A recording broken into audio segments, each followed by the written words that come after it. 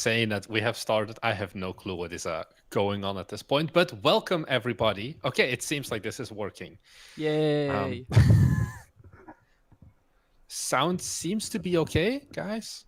It's always our Achilles heel when we do live streams, just ruining our sound. Yeah, we use different setups. Like when we did the bite stream last week, we did it on a laptop. Now we do it at home, remote, and it's always a bit of like figuring out what the exact good levels are. Yeah, no, I think sound is perfect though this time. They are You right. see, we growing. We're getting there. Yeah. How long until top of live stream fail? Hi everyone, by the way. I think let's just take a second to let the people. Hello everyone. Come How are in. y'all doing? This is a shout out to Vast. You are correct. I am wearing a white shirt. You could have guessed that. I went to the gym right before the stream just so you guys had something juicy to look at.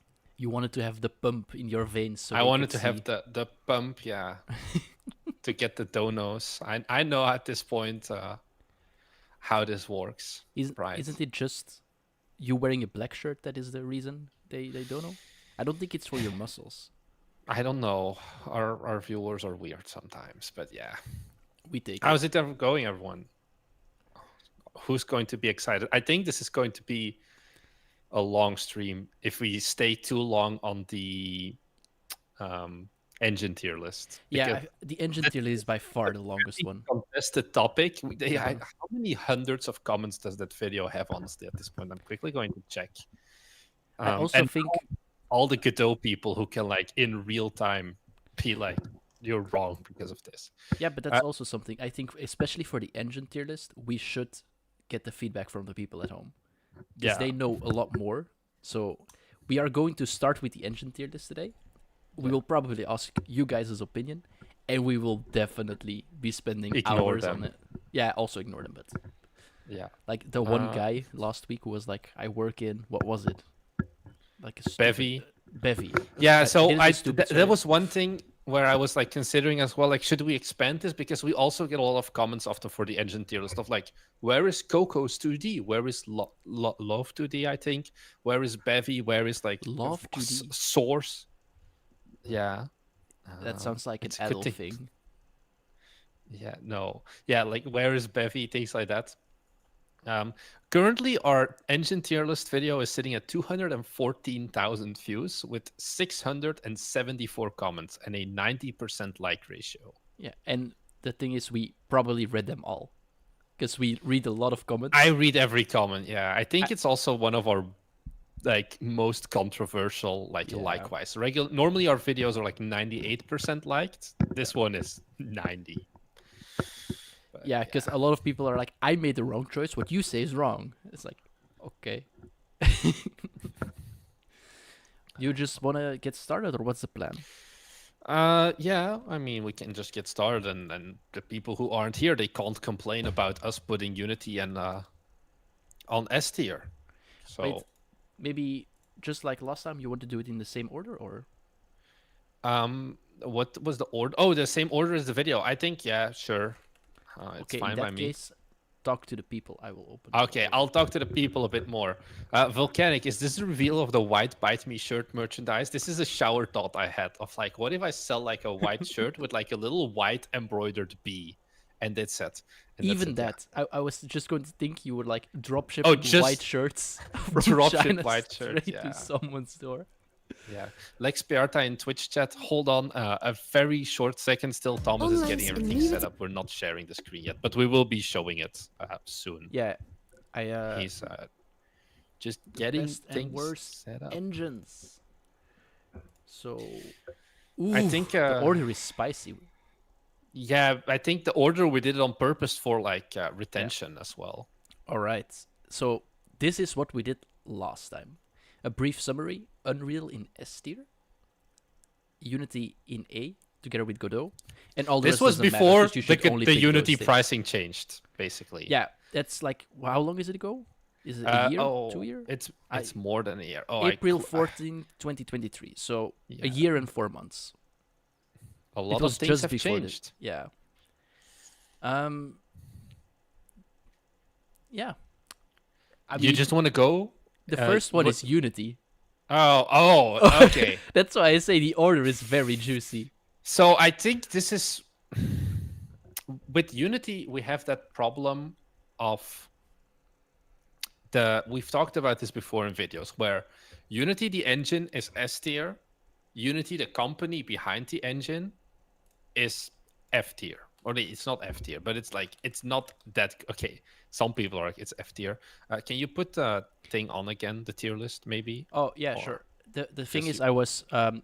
I think it's best if we actually look at like the pricing, the websites, and so on per Oh, engine. yeah, So but you still need. like putting Okay. that up, but I wanted to do it on my main screen Okay. because also I'll. people that just joined maybe think that this is the new tier list. Oh, yeah, no, the new tier list will like move them again, right? Like how we did it last time. Yeah, except that I still don't know how to duplicate an icon. Just Control C, Control V once you've selected it. This is you Why create is for it here now? I don't we'll Oh get there. no, we're We'll not get copying. there, guys. I think Um, it definitely deserves to get knocked down to B tier. okay, but before we do that, like I think I want to do another experiment where we do the pricing from Unity calculator thingy. If that's fine Okay. by you. Yeah. So this is the famous or infamous, I guess, runtime fee that Unity introduced. This is So the new one. This the is new not the one. original one they Yeah, gave this is us. not the original one. So this is what is going to be there from Unity 6. So if you're still on old version of Unity, it's fine. Nothing changes for you. It's still the 100k and then get You the pro license. 100K and then you get the pro license, and Yeah. then the pro license is unlimited or up to 1 million. I think unlimited. I'm not. No, because there used to be the difference between plus and pro, and they got rid of the plus license. Yeah, something like that. So let's just say, Marnix, you made your first game. Woohoo! You have a smash hit on your hands. Okay. How much did you sell? Just you can choose the numbers this time. I think I did it last time. How much did I sell? I sold Did you exceed 200,000 in revenue? probably. So I'll just say yes. I will say you created it with Unity 6 because otherwise. Yeah, because I don't want the splash screen. Yeah. So first of all, hey, you surpassed 200k. You need to go to Unity Pro. Okay, that's fine. You go to Unity Pro. So, did you exceed 1 million? No, unfortunately not. Thank you, JC Van Dam, for the Prime sub. Welcome to the You Fight Me need to gang or say it something. correctly, Jean-Claude Van Damme. It's the OG. But The J, muscles. that's not Jean. JC. It's close enough. You think Maybe so? also a good point in chat is, who are we making this tier list for? For average, that's a fair point. Because that's the thing. Like, these tier lists Yeah. depend on what Your goal we is. want to take out of it. Like, are you a hobby dev versus are you a professional dev Yeah, I think versus are you getting started? what we always envisioned the viewers of our channel to be, correct me if I'm wrong, is people that are doing it as a hobby but want to make it their job. So they want to one day, maybe not today, maybe not in a year, but someday they want to make it their job and earn their living making games. Yeah. So that's Also, did my video just die because my computer just died, basically? No, I still see you move. Okay, you can still see me. I'm not touching anything on my screen because I see nothing anymore. Yeah. Okay, so let's continue our experiment. Did your game sell over 1 million? Let's be realistic, probably not, right? No, it didn't, unfortunately. So initial engagement is when someone downloads it, basically, like the install thingy. Let's also assume you don't get more than 1 million installs, because I assume you're making it for Steam, right? Mm-hmm. Mm-hmm. Okay. And you did use Unity 6. There is no change for you. Yeah. I think we're overcomplicating this. Go pull up the tier list again, maybe just so. Realistically, if we look at the average Bite Me Games viewer, the new fee does not matter. You will not have to pay much. You'll need to get a pro license, but if you get a pro license, you'll already have earned 200k. And at that point, it's like, and you had to fair. do it anyway with the previous versions of Unity before the changes. Yeah, if you got more than 100k. The problem that Unity just has been going through is the good old John Riccitello and how he killed every piece of goodwill that there was with Unity. I think that's the main problem. The Mm-hmm. new licensing is very good, if you ask me. There's no big problem with it. Like vast install fee, what about pirated games? That is gone. That was the original idea where it was like, oh, you have to pay per install. It's not there anymore, basically, because it you can choose it, whether you can choose it's self-report now as well, so they're not tracking it for you anymore. The first time they did it, it was like advanced algorithms. Now it's literally just you can report from your own stats. This is how many installs I had, and then they'll calculate whatever is the cheapest, either the fixed fee of how much revenue or the amount of installs. Yeah. So they're very reasonable now. The problem is just they fucked up enormously once, and they just shit the bed too much there, where a lot of people already started moving over. Yeah. And we talked about this, I think, last week in the Byte stream, where the fact that Unity is down bad currently, I think it's year to date, their stock has lost 60%, means less developers, which means less people working on Unity, the engine, less cool stuff being added and things like that. And that's where there's the risk now, where if you look a few years into the future, there may not be as many new features coming into the engine anymore because there's just not as many people working on it anymore. Yeah, that's what I Um, completely agree with. Especially last year we went to Unite, and what was the focus there? Mobile. yeah, If you are planning to launch on Steam, like honestly, I think most indie devs that start making games are planning to release on Steam. There are definitely people that want to start with mobile. That's fine, but I think the majority wants to release on Steam. Um, and if that is your target audience, you are less of the target audience for Unity, it seems, especially what they released or yeah. announced last year at Unite. It was basically only mobile, live services, all those things. We made a video about Unity Unite, Yeah. and I think that's also the reason why Unity hates us. I titled it Unity Unite was kind of disappointing because there was zero focus on indie developers. Because at the end of the day, Yeah. we're also not the ones who make money for Unity that much. No. That's how Unity got started. But right now, who are the companies that Unity cares about? It's the big mobile devs that are like kind of soulless. And it's also studios like MyHoyo with Genshin Impact, Honkai Mm-hmm. Star Rail. All of those are made in Unity.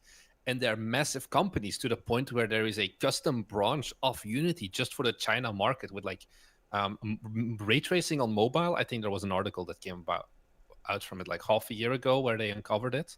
Yeah, and it was only Um, in China, right? yeah, it's like a China specific one because there it's so much on the mobile focus as well. Yeah. Yeah, for sure. I think Unity. Okay, indie devs made Unity big. Unity got big, used it to get money, using live services, mobile, all those things. Do you think? Oh yeah, that's another one. You say like live services. That's also because at the end of the day, the engine also isn't what makes money. We talked about it in the Bytestream. So there's Yeah. two parts of Unity. There's Unity Create Solutions, which is the engine, and then Unity Grow. And Unity Grow is things like they do, for example, they Mm-hmm. have an add on service if you're making a multiplayer game where they can do voice chat filtering, for example, to automatically find like bad words and things like that. Those are the things they want to earn more money from, like make it a subscription. They do asset management now, they do pipelines for like automatic builds. And that's the thing, the company cares more about that at the end of the day, because, or like cares more about that is maybe a rough word, but like that is what's going to earn more basically for them. But as an indie, you're not going to be using Unity Fox most likely. And that's the thing. There's this difference where Unity has kind of evolved past what it originally set out to be, which was democratizing game development. The problem is if everyone does it, it needs to be low cost. You can't make too much profit from it. And the moment that there are other people like Godot on the playing field, it gets harder. I Yeah. think I would still put it at a B tier though, because the engine at the end of the day is really good. And I keep saying this, Godot doesn't have 7 years of tutorial backlog, whereas on the other hand, Unity does. Like there are Brecky's tutorials from 2017, which is 7 years ago, by the way, guys. If you wanted to feel old, that you can still watch now. Like yeah, the UI will look a bit different maybe, but it still works. And Godot, did it even exist that long ago? I don't know. I don't know that much, or like I know a bit about Godot, but not the entire history. Yeah. I Yeah, think things like ECS probably and multiplayer networking is also something else that like Unity does much better. Like I haven't seen, I mean, there's barely any good, okay, hot take. I think there's barely any good showcase games for Godot yet. Um, and then definitely the moment you want to do anything with multiplayer that is not just like two-person couch co-op or something, it's not gonna be for Godot right now, yeah, and Godot can get there, sure, but but not soon. as of today, while when we are making this tier list, yeah, I agree. B, I was even still thinking an A minus because the engine is so good. I think as a starter, it is like just because you have that massive backlog. There's a tutorial on everything in Unity. If you don't know how to program, picking something like Unreal is probably harder because of Mhm. just because of the language they use. It's C++ and C sharp. C sharp is just easier. And Yeah. Godot, okay, you can use C sharp or GDScript or whatever. You shouldn't use C sharp. If you're doing Godot, guys, and you want to do it the right way, then learn GD script. It has Yeah, so much better functionality. but then you don't have that massive backlog. That's why I think Unity still the company is dragging it down, but damn is the community keeping it like good for a while. For a while. Yeah. As long as the community stays there. So B I can live with or even A minus. What do you think? Let's give it an A minus. Let's see if we can get a little bit of like the what is it like? Maybe Unity will still love us a little bit if we give it an A Yeah, minus. we give them some hey Unity, you're great. You're almost an A. Now please You're always an A. answer You our still gone emails. down. Yeah. Yeah. All right. The next one. See, we're only 15 minutes in and we already We're rated going way Unity. too fast. Way too Yeah. fast. Let's take our time on the next one, which is RPG Maker. Ooh, this one we got a lot of bad comments about as well because they were like, "Oh, these guys are looking at an old version of RPG Maker or whatever." No, it's okay. So RPG Maker, if you're making, but this is like the same thing. I have learned now that a lot of games are still being made in RPG Maker. The bad news is all of the ones that earn money are adult-only games. That's just the like end of the day. Trico Blunt, are we going to cover Lumberyard and CryEngine? We're gonna cover CryEngine. Lumberyard is like I can talk about it, but it's gonna be pretty short and boring. Um, what was the engine? Oh, RPG RPG Maker. Are you Maker. pulling up something Yeah, I'm pricing at the wise and website. things I'm like that? looking for the exact pricing, but it's I You need to look it up on Steam. It's kind of complicated, but you buy it through Steam, and there's like 7 versions of it. There's like yeah, but MZ, MV. MZ is the latest according to the site. RPG Maker MZ. But I think it's like a one-time purchase of like at most 100 euros ish. It is It's 77.99. yeah. So I opened the website for you guys. And you have like bundles if you need some characters, Yeah, cover and art, it whatever. goes on discount and things like that as well. Yeah. So that's the rough overview. So it has an initial fee, which is always quote unquote scary. On the other hand, because I mean scary if you don't like then commit. But on the other hand, if you have monetary commitment, maybe you do better than if that's the kind of person you are, which is very understandable as well. Um, but yeah, the main issue I have with an RPG Maker game is they look old, and they It's not just that they definitely look look old, like but an they look RPG Maker game. similar. Yeah, Yeah. they look like an RPG Maker game. And when you do something marketing related, I really have the feeling like you need your game to stand out. And if everything just blends into each other because it's an RPG Maker game, and your story is what you're trying to sell, it's really hard to convey that to the public. The problem is, of course, this is the another thing we got with the tier list here for the engine is like so we had this with our game dev genres as well. It's like, oh, but you guys are so dumb because there is this one game called Pokemon Uranium, for example, which is made in Yeah. RPG Maker, or I don't know if it's the To the Moon.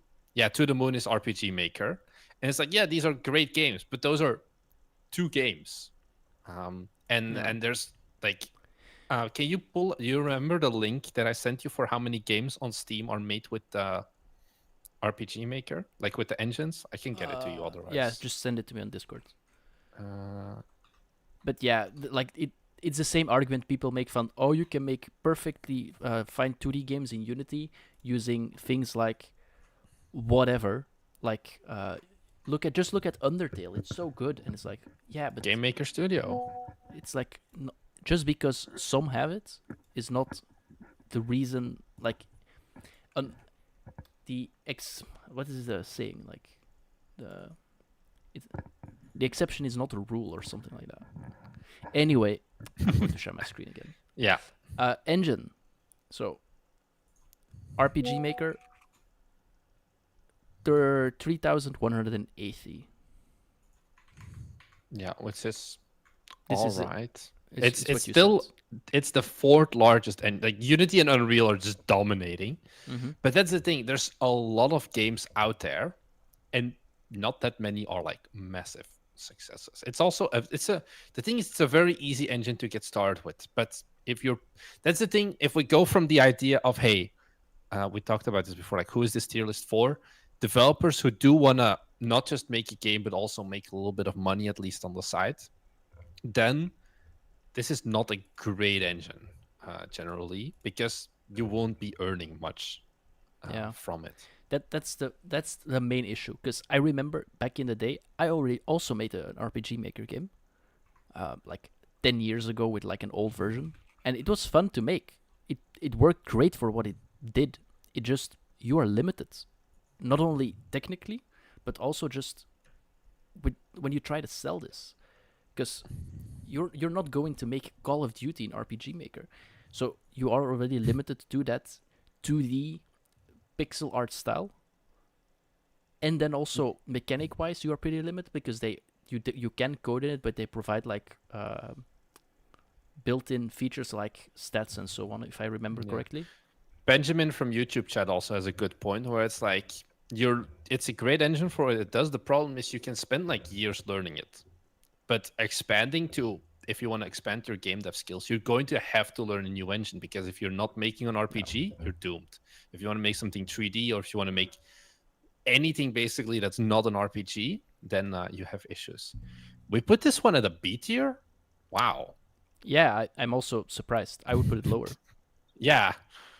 I It's also yeah. You are So so I think limited. I would put it at a D or something. I think it's like a baby's first game, acceptable. Yeah, it can be your entryway, but you're never going to get rich off of this. Okay, never is a hard statement, but very unlikely. Very unlikely, yeah. What about RPG Maker Unite? What Is that another version, or there is are there like so 50? many RPG Maker. But in the end, they all boil down to the same thing, right? RPG Maker Unite. What is it? I feel like it's like a newer version of the engine. I think. Oh, yeah. I mean, I don't think our Which opinion changes a lot just because they release a new version, right? Roblox is a more useful skill than RPG Maker. Should we I put think so. Roblox in here as an engine? Because I actually think he makes a good Yeah. point, huh? Actually on the Patreon video that I released this week or last week, I am not sure anymore. I talk about Roblox as well. How Roblox is actually Roblox and the UEFN, Unreal Editor for Fortnite, are actually kind of decent engines for rapid prototyping. Yeah, and also RPG just Maker Unite is apparently RPG Maker inside of Unity, so you have like more expansion. but at that point, why not just Unity? Because you still have the no code approach. But you also have assets like Orc, RPG Maker, whatever. Playmaker, I think it is. Playmaker is Which for is like games in general, but I was mentioning purely for RPGs games. So at that point, I would just go with Unity and get one of those assets. Will probably be cheaper as well. Yeah. Trico Blunt in YouTube chat as well is like in regards to my comment of like there's no big Godot games. It's like Buckshot Roulette and Dungeons and Degenerates are made in Godot and Cruelty Squad, but it's missing those like visually good looking, general widespread because that's the thing, like Buckshot Roulette is like demake graphics. Dungeons and Degenerates it's pixel graphics. And then you have Cruelty Squad, which is just like the inside of a stomach turned like as a game. And the game that misses is mates, Rot Flesh, but that's PS1 graphics. And the only one right now is like Road to Vostok, but it's not out yet, and it needs to be out for it to count, I feel.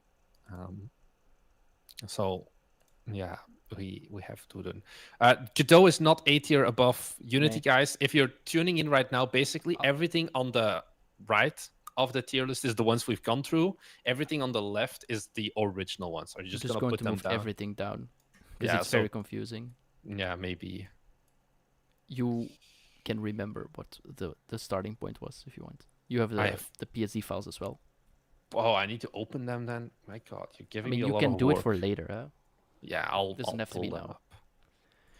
I have them. Anything else you want to add for RPG Maker? RPG Maker. People are like fighting in chat because the Godot was still on like A tier. We didn't rate Godot yet, guys. Calm down. Calm Yeah. down. Both people that this- think it should be above or below. Doesn't matter. Calm down. You use GIMP, let's go. No, the reason he uses GIMP is because we're not paying for his Photoshop. I still prefer Photoshop, but Thomas just needs to open the tier list. Yeah, I just need to move things around because I stream and he's joining remotely. What's next? Are we gonna keep going on RPG Maker? The next one is Godot. Oh, We can also just postpone it to like We can blue ball also- the chat. oh yeah, we should do that. We'll cover Godot as the latest engine.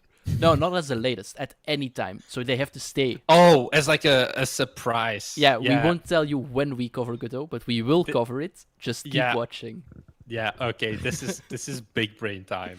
Yeah, I mean we need to boost the what is it? Yeah. The like amount of people who don't drop out. Yeah, exactly. There's Okay. a name for it, but I forgot it. Next up, then, GameMaker Studio. Okay. So once again, the world has changed a bit since we did our original tier list. GameMaker Studio has gone completely free. It used to be about 100 euros, I think. There is still a license you can get, but that one is mainly if you want to export to like consoles and things like that, and it's pretty cheap, I think. Let me check. But it's generally it's gotten free now. I think that itself has caused me to like mean, it a lot more. It is free for starting. I pulled it up on stream, by the way. And it seems that if you want to go commercially, you do need a license. It's a one-time purchase of $100.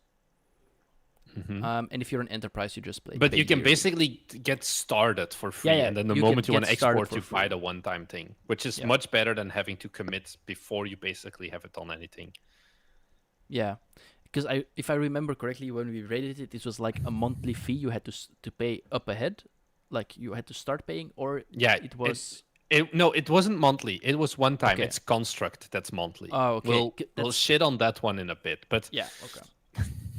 yeah, GameMaker was one-time purchase as well. Yeah, this is a lot better already. But then, the questions I have is, why do you pick GameMaker over another engine like a Godot, a Unreal, a Unity?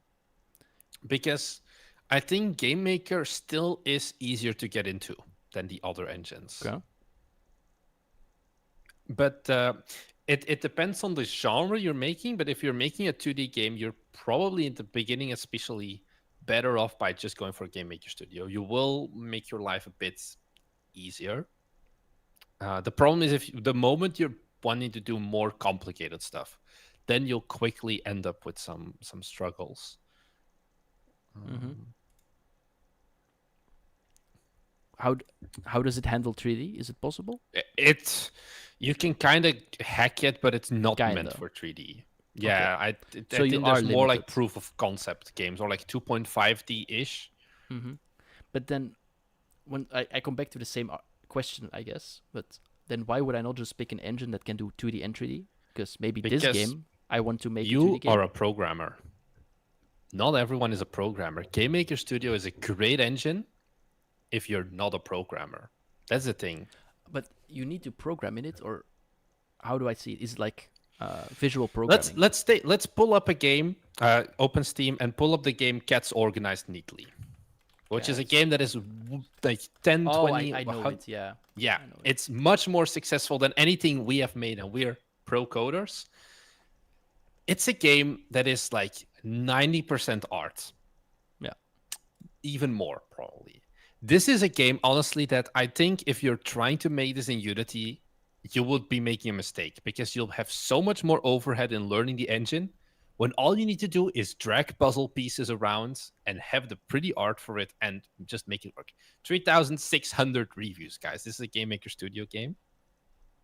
Um, so this is a very much an artist focused engine, I think, and that's something we often forget. 75% of our audience is programmers, and if you're a programmer, it's like, oh yeah, herder, I'm a C# senior developer in my main job, I'm gonna switch to Godot. And it's like, yeah, of course, but not everyone is a hardcore programmer. Some people just want to make games and they have the art and things like that. That's also like, why would you use an engine like Ren'Py? It's not on the list, but why would you use that instead of Unity? Because there's also Unity visual novel tools, because it's just easier at the end of the day, and you don't need it to do stuff that like you don't need it to do.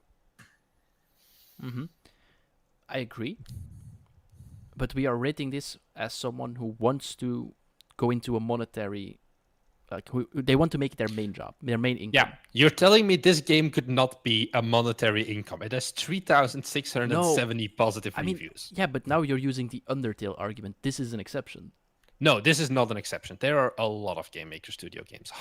Someone pulled it up. Heartbound, the game by Pirate Software. It's very much art and story based, not like crazy coding, even though the Tor can code, still made in GameMaker Studio. Mm-hmm. Yeah. Also, why is there a cat event? Can you just click through it? I'm very curious. Cat awareness, feline sale. This is the time to buy your cat games, guys. I hear your argument. Don't get me wrong. But and you ignore it. No, I'm definitely Pizza not. Tower made with GameMaker as well. I think definitely Hyperlight Drifter. I think this is the engine where there's not just one game. RPG Maker is like, yeah, there's just a few games, but that isn't the case with our GameMaker Studio. There are like actually a lot of not triple, but like a lot of high quality games made with it. Yeah, but I for someone with average skill in art and average skill in programming, like the average indie dev. If you're average in everything and still for your first game you can work with this, as long as you're making a 2D game. But is it a good return on investment? Because if your second game you have to learn a new engine, that's also a loss of time, huh? At the end of the day, also, there's more than just the engine if you're making a game. There's things like game design, there's things like marketing, there's things like releasing the game. At the end of the day, making the game is only half of it, really. Yeah, of course, and then of course. The engine is something you can learn as well. I mean, yeah, I agree. But, okay, maybe before I argue too much, where do you think it should be? I think it would be a C+ or a B-. I can live with C+. Because that's the thing. I think it's a good thing. I think it's good for certain people. Yeah, but it's not like, oh, I'm getting started in game that 100% use this. Yeah, because if someone just comes to me like, I'm a normally intellectual person. I'm not. I understand a bit of code. I know how to draw a bit. I will never say you should try GameMaker over some others on the list. And that's the main issue why I don't want to put it too high. That's the only thing, because you will probably grow out of it depending on what your vision is for your games. Yeah. Definitely, you can keep making GameMaker Studio games. You can keep having success.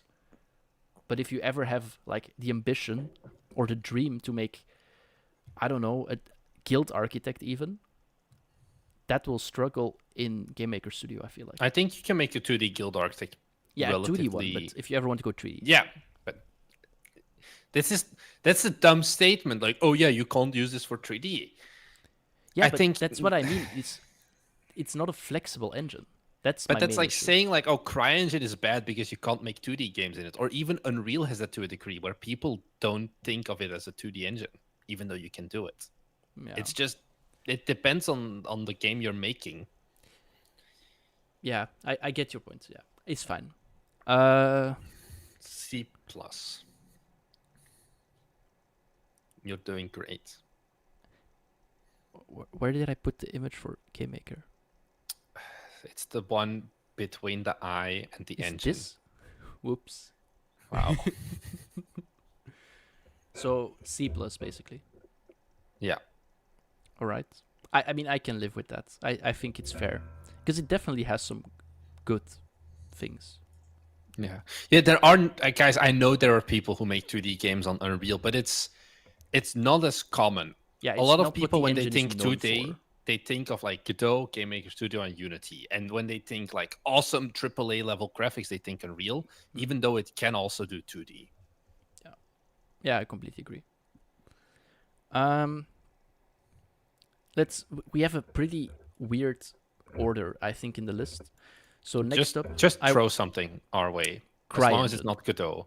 Okay, CryEngine, and also people wanted to talk about Lumberyard. Lumberyard is the fork of CryEngine that like AWS made, which is like built-in multiplayer.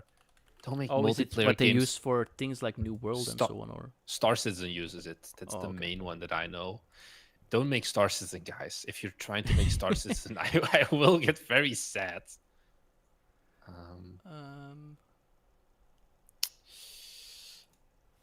Wait, what am I looking at? So, Let's take are a you look. pulling up something, CryEngine? Yes. I think CryEngine, of course, also because it kind of got taken over. Also, I think CryEngine got made open source 3D. I think we got some comments about it where CryEngine became an open source engine. Yeah. So CryEngine, the royalties is 5%. Yeah, same as Unreal, but you have to pay much earlier. Yeah, Like, it's once you have, 5K annual revenue. You already have after 5K you have to pay annual revenue. So for example, if we used CryEngine for Gen 3, we would already have to pay. And then this is also a sentence I find, well, not funny is the ideal thing, but basically if your publisher receives total gross receipts of 100K for a given year, and you only get forwarded 70%, you still pay 4,750. That's the 100K minus 5K, so 95K. Then 5% of that. I think that's 4,750. So that means out of that, it's not what you receive; it's what your company receives, which is what's the point you're trying to make? I'm just trying to make people understand that if you have a royalty fee, it is not what you receive; it is what your company receives. Because even if the 100K goes to the publisher for 70%, you still pay on the 100K, not on the 30K you have left that goes to you. Like who takes the money? But Yeah, generally the publisher is paid sentence. first. That's Yeah. the whole thing of a publisher. Yeah, but they explicitly say that you pay your cut to the publisher. Oh yeah, it says but it the indeed. entire thing is where you pay your royalty for. Yeah. It's not what goes to you; it's what goes to the game, so to say. That's just something I wanted to make clear because I think that's easily misunderstood. Yeah. I think the thing is we have to be. What is like the most recent game made in CryEngine? There's 126 on Steam in total. Can I sort by when it was released? What are all the games since 2023 that have released? We have two games, Bank Robber at 61% reviews and The Killer at 54% reviews. I think it's and they have like 5 reviews. They look pretty bad, honestly. I think it's safe to say that this is kind of a bit of a dead engine for especially indies. Yeah, I think last time we reviewed it, and it was pretty recent that I think they made it open or available to the public. So I looked into it. I think it's still something else. They have all their source code is on GitHub. It's not open source, but you can see all of the code. So I don't know exactly. I'm not an open source guru. Do you have any idea what documentation is on this? Because I mean I never used it, so but I assume since it's rather limited in the amount of games it releases. It's not.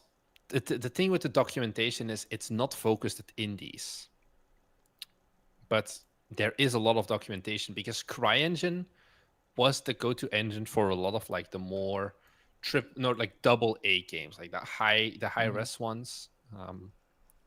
I'm like pulling up some of the games made with it, and it's like the Sniper series, Sniper Ghost Warrior, which is like moderately big. It's like some it's like a 40 euro game, so it's like triple indie definitely, and that's more of the focus for these kinds of games. Mm-hmm. The documentation it pulled, yeah. I think this is an engine that very much is on the way out, especially with Lumberyard being like the replacement for it. Yeah, and the main thing that is a problem for CryEngine, in my opinion, is Unreal exists. I think Yeah, they both try to achieve the there's same thing, but yeah, because CryEngine was like, Crisis games yeah, used the CryEngine, which was like back in 2010. It's like, oh, GPU melting super beautiful. But that's not really what people need anymore because we have Unreal now and a lot of other games. yeah, and because of that, you want to compete in graphics. Okay, Unreal matches or beats you. Okay, whatever. Let's continue the train. So about like community tutorials, like ease of use to get things like get Yeah, the information basically. there's not much. Unreal has you beat. Pricing, it is the same percentage, only with Unreal, if I remember correctly, it's from $1 million instead of 5,000. Yeah. Unreal has you beat. And I the fact that I have to say that a couple of times, it's really not a great look Also, for the engine, right? it's just not made for indies. Yeah, That's exactly. the thing. There's still some. I think there's the thing is it's I think more because there's do you have source code for Unreal? I don't think so. Mm, The point with these engines like Crytek and whatever is that a lot of those larger studios they like make forks of it and then they make their own tooling and all of that. And for that, because that's what Crytek, you just got all of the source code in a zip I mean, it bundle. seems like you can also access the complete C++ source code of Unreal Engine. Okay. I have it on Yeah. screen now, unless someone just say, "Oh yeah," even say in chat that you have Okay, access yeah, to the because source code. Unity doesn't have that, for example. Unity Mm-hmm. source code is only available if you have an enterprise license. Yeah,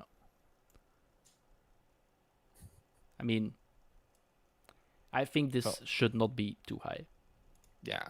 The for thing is, sure. this is like an engine that, yeah, you can do good stuff with, but it's not an engine that you should use in 2024 anymore. Yeah, I agree. It's if you have the choice, it's also C++. Even if I can remember correctly, I would pick Unreal 99 out of 100 times probably, if not Yeah. 100. So ranking time. Give me a juicy ranking. Where do you put CryEngine? I think it's like an E. I was thinking almost F. The thing is, it's not an F Yeah, because we because still it's a have good engine construct. probably. Spoiler. uh, okay, how good is CryEngine at making 2D games? I don't think anyone has ever tried making a 2D game in CryEngine. If you're doing that, you're doing something very wrong. Yeah, I think I agree. I would say you say E. I probably say E minus. I can live with an E. I just Yeah, think it is not ideal yeah, in the slightest. I would almost never pick this. yeah. I can live with that. Next up, what will I pick? What will I pick? How about board games?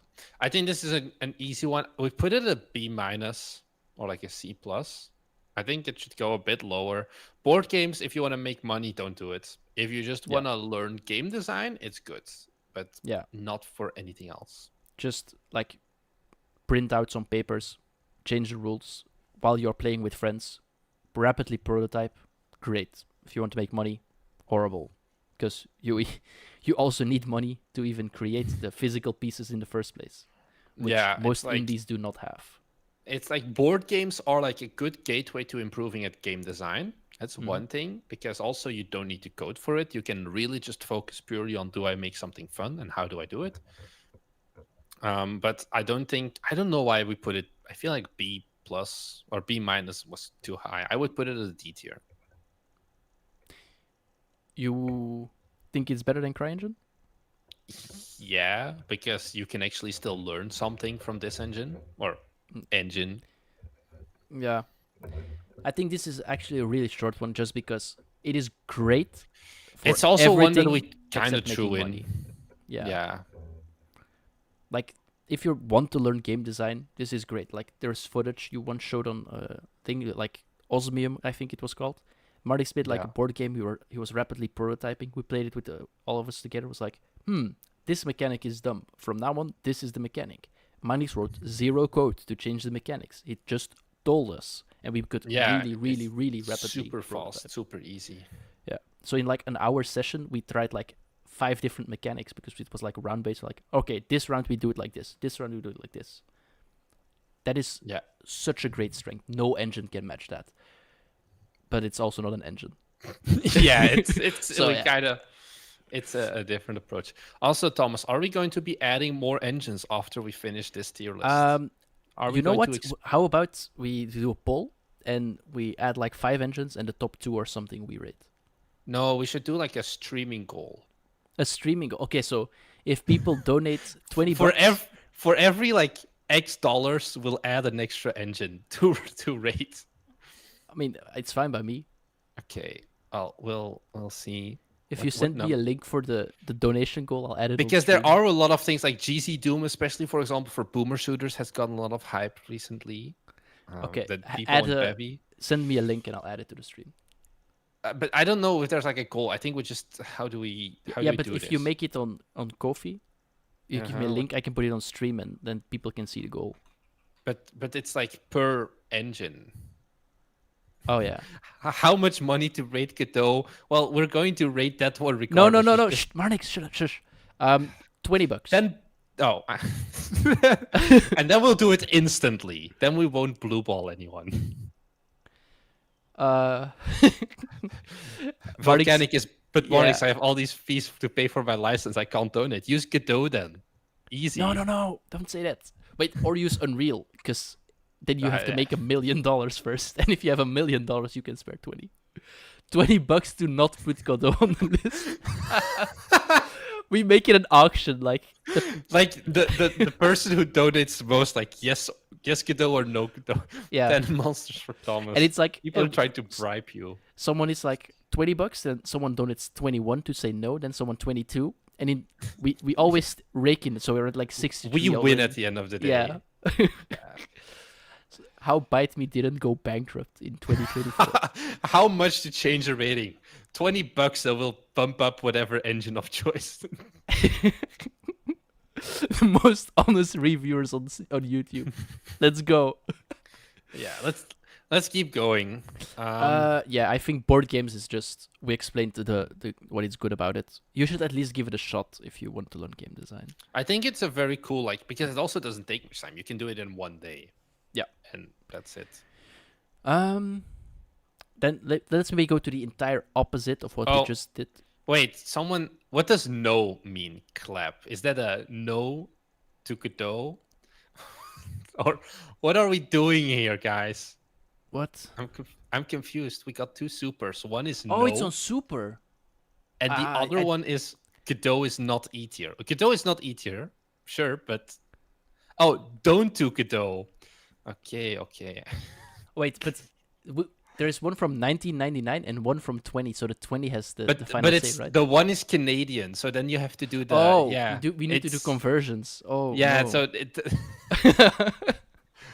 Oh, you can like super chats as well, and there's currently 8 votes on the no and 4 on the Godot is not E tier. Maybe. Oh, Godot is now E tier. Apparently, is what he wanted to say. Oh, because I was going to say if he says not E tier, it can still mean it's F tier.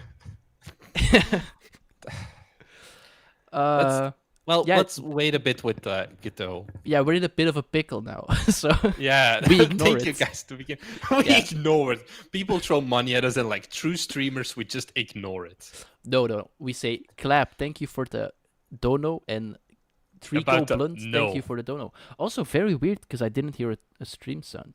I thought you're supers are supposed to appear on stream. Bad streamer.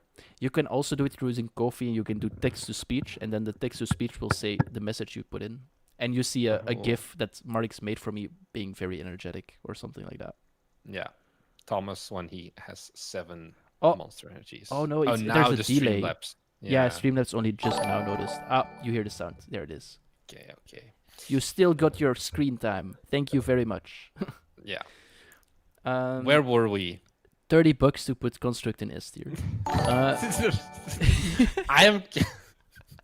I think there is no world where we can put construct in S tier. Going from F to S would also be very big. The next one I wanted to do was from we had the board games, which is basically no engine, all mechanics. Next I wanted to do all engine, no mechanics. Namely, create your own engine because you won't have time to create actual mechanics. Yeah. What do you think? I think we put this one at an E tier last time. Mm-hmm. I am still currently thinking about putting it in E tier still. I think my But Marnix, hold up. You're being an idiot. You're being ignorant. You know Stardew Valley? It was made by Eric Barone. He only made he made such a good game. It's like one of the most popular indies ever. And this is why you have no friends, by the way. But I'm role playing as the viewers. Are no you saying one this likes to the viewers? Wait, can I just stop the stream? I'm being.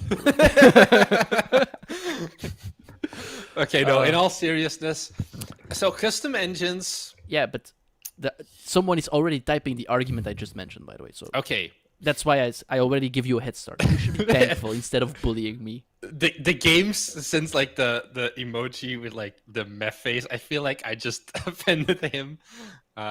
Too bad. I made $32 for the game with a custom engine. That is very sad. Literally, how much time did boss bullying his employee? It's literally the opposite. Yeah, I am the boss. He's the employee, by the way. A lot of people get this wrong, but I'm his boss. He bullies me. Okay, so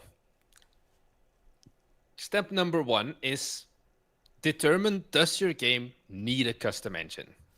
Answer is no. Most probably it's no. Yeah. There are maybe some instances where like, hey, there could be something said about using custom engines if you like have something. Barnix just is gone. I'll send him a message on Discord. He just disappeared. You god. Well, let me take a look why he's gone. If it's on our side or his side.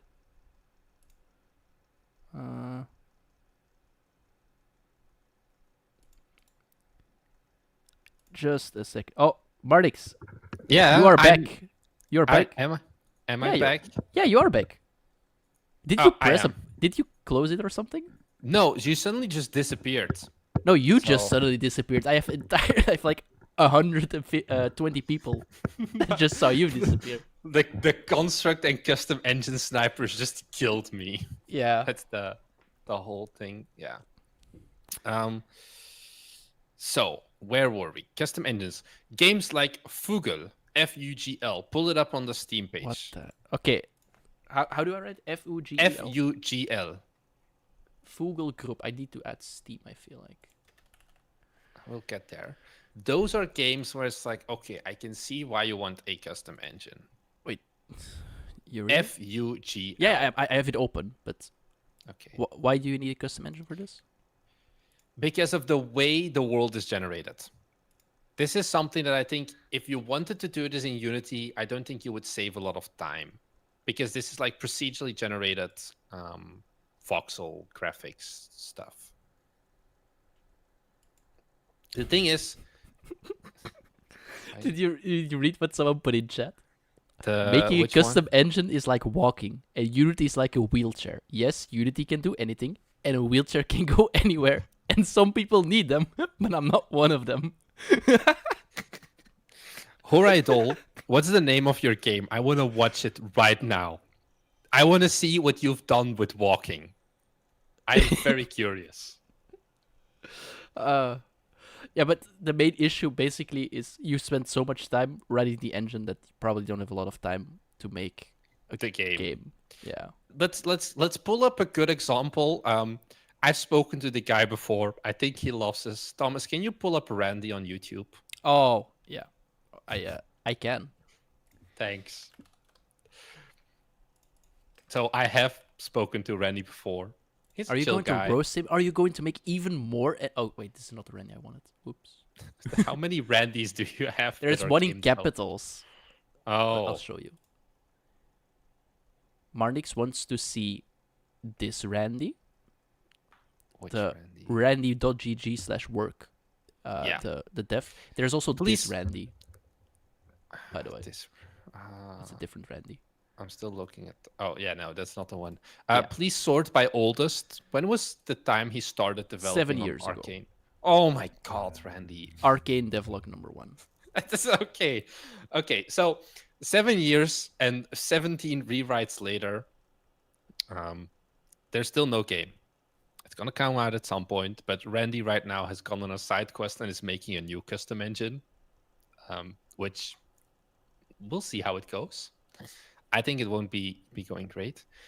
Now is not the time to write your own engine, I guess. I think when Often never the time. No, I know when it was. Back in 1980, when Unity didn't exist, and you wrote everything in assembly. Then was the time. Yeah. So once again, we just missed the hype train. Like, we're just slightly too late. Only Slightly 30 too late. years. But yeah, Custom I get your engine point. is like walking. Pre-made is taking the bus. That's a good one. Yeah. I mean, Yeah. in general, it's a bad idea. I think it also depends once again 2D versus 3D. Another good one in chat. 2D, you could probably get away with making a custom engine. 3D, no. Yeah, okay. You can get away with it. But it's But still why? not smart. But Yeah. yeah, the thing is then there is this thing, and it's also I spoke to Randy about this because he was like, "Hey, Don't what's leak the anything, difference?" No, it's just what's the difference between our channels basically. Our channel and Randy's channel is we have game devs that are watching us because that's what we do. Whereas with Randy, it's more like engine devs where there are people who kind of just want to make an engine and not really the game, or like the game is an excuse for making the engine often. And at the end of the day, if that's what you want as like your hobby, that's perfectly fine if you want to make your own engine. But for us and our tier list here, the goal is that, hey, maybe we make a little bit of money at the end of the day as well. Then custom engine isn't a way. I will slightly shame you if you're making a custom engine and you're expecting to make any money from it, basically. Yeah, because I agree with that. You can do it if you think it's fun. Just like anything in life. Go out, have fun. But, like we mentioned an hour-ish ago, we rate this based on... Have we been here an hour? Oh my God. We rate this based on how likely is it that you can actually make this your job if you take this approach. Like, if you pick this engine, it has to be there, and it has to be there and support you in getting this game dev thing going as your main source of income. And if you spend so much time on an engine, you cannot spend as much time on your game, and there is a limit, even for us, of the amount of your work you can do in one day, and that's just when the entire custom engine thing falls apart, in my opinion. Yeah, it's just if you're planning a 10-year development cycle for a pixel art platformer. Marnix, that's a good point. Can you guys do Godot now? No, we will now wait an extra 10 minutes. We will do Godot. We do the other tier lists first, and then come back at some random point to do Godot. Yeah. Supa VZ wants to know a t-shirt color tier list. It's S tier is white, A tier is black, and everything else is F tier. That's super racist. Please don't cancel. Anyway, let's do Godot now. We will not. Custom engine, what tier? I still think. Is it I think E tier still. okay? You prefer custom? I want to see it compared, of course. So Hit me. no, you're the one hitting me usually. What? Never mind. Um, the custom engine. You picked the custom engine over CryEngine? I think at the end of the day, the engines are pretty similar in the complexity and the use case. But wait, but I ask, creating your custom engine, if you had to pick I think between... they're equal. Okay, equal. I think they're equally stupid. So that's the thing. Like, I think there are actually more use cases still to go for a custom engine than for CryEngine. So maybe what you're saying here is that we should make it a D tier. I was That's more thinking chat like back. this. That's what we're saying, right? You can No, do more with I a was custom thinking like engine a in D CryEngine. minus or an E plus. Yeah, so it's better than. Yeah, I think it's. I would pick a custom engine over CryEngine actually. Mm-hmm. Yeah. No, you maybe learn a D lot minus. with custom engine, exactly. So But that's why it's better than Cry. yeah, you learn a lot, but you also lose a lot of time. So, I mean, it depends what you're going for. E tier maximum. I choose custom engine over construct. Me too. Okay, so we settle on an E plus or a D minus. E plus, yeah. Okay. You're not sharing the list, by the way. Oh yeah. Shit streamer. What are you talking about? It's on stream. You just have a delay. Now So it yeah, I is. put it in the D thingy. It's yeah. So Unreal Phaser. next. Oh, Phaser. I want to do Phaser. okay, Phaser. Then I am going to pull up the website because I remember it being not ideal, and I would just want to make sure I get my facts correct before I roast the shit out of it. Oh Jesus, that site. What are you looking at? Phaser. Just Yeah. look at Vampire Survivors. Oh. Vampire Survivors is a Phaser boy. Except it was a Phaser boy. All right. Dun, dun, dun. I put up the pricing. Wait, Phaser has pricing? Yeah, you. It's a license. You pay for it monthly. Jesus Christ. You didn't know? JavaScript. You pay a license to write JavaScript. You should pay me to write JavaScript. You didn't know? I didn't know. I thought it was like one I of those remember open it being like one of the source. main reasons I didn't like it because you have to pay $9 No, that was per month. Construct, I thought. But apparently Phaser as well. Maybe both. Yeah. So we just doubted. The good thing that GameMaker did since the last time we did this tier list was it was free until you release. So It does TypeScript, by the way. Volcanic. It's support as well. So you pay, if you work on your game for 1 year, you already pay more for Phaser than you no, would on there's GameMaker. no, the indie plan. You still need to pay $9 a month. It's just developer license, no? Yeah. Will Phaser. Phaser editing stop working if I cancel my subscription? Yes. Phaser seems to have also just changed pricing because I'm looking at some blog posts where it used to have a lifetime license for $40, and now it got a Subscription. subscription. So I think that this has changed because I can't remember it being a subscription last year when we did our tier list. But why would anyone do this? So why would anyone do this? That's a great question, Thomas, and I actually have an answer for you. Good. Because why do you think, guys, that Vampire Survivors was made in Phaser? This is a bit of Vampire Survivors lore for those who don't know. Because it's in JavaScript and it was a JavaScript dev. No, but why did the developer write it in Phaser? No cheating, Thomas. Give me some. No, like, no, I'm Googling something else. Go ahead. Throw some guesses at me. Why, guys, did they write Vampire Survivors in Phaser? Because it was free? No. Yes, Mr. Moxon. Casinos.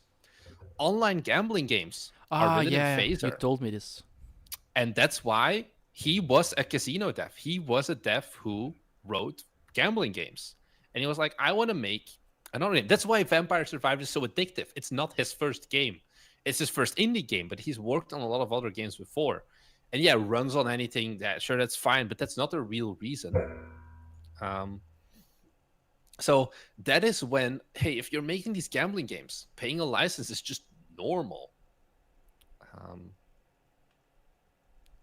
what are you looking up in the meantime? I was looking at the what do you know other engines that use JavaScript? I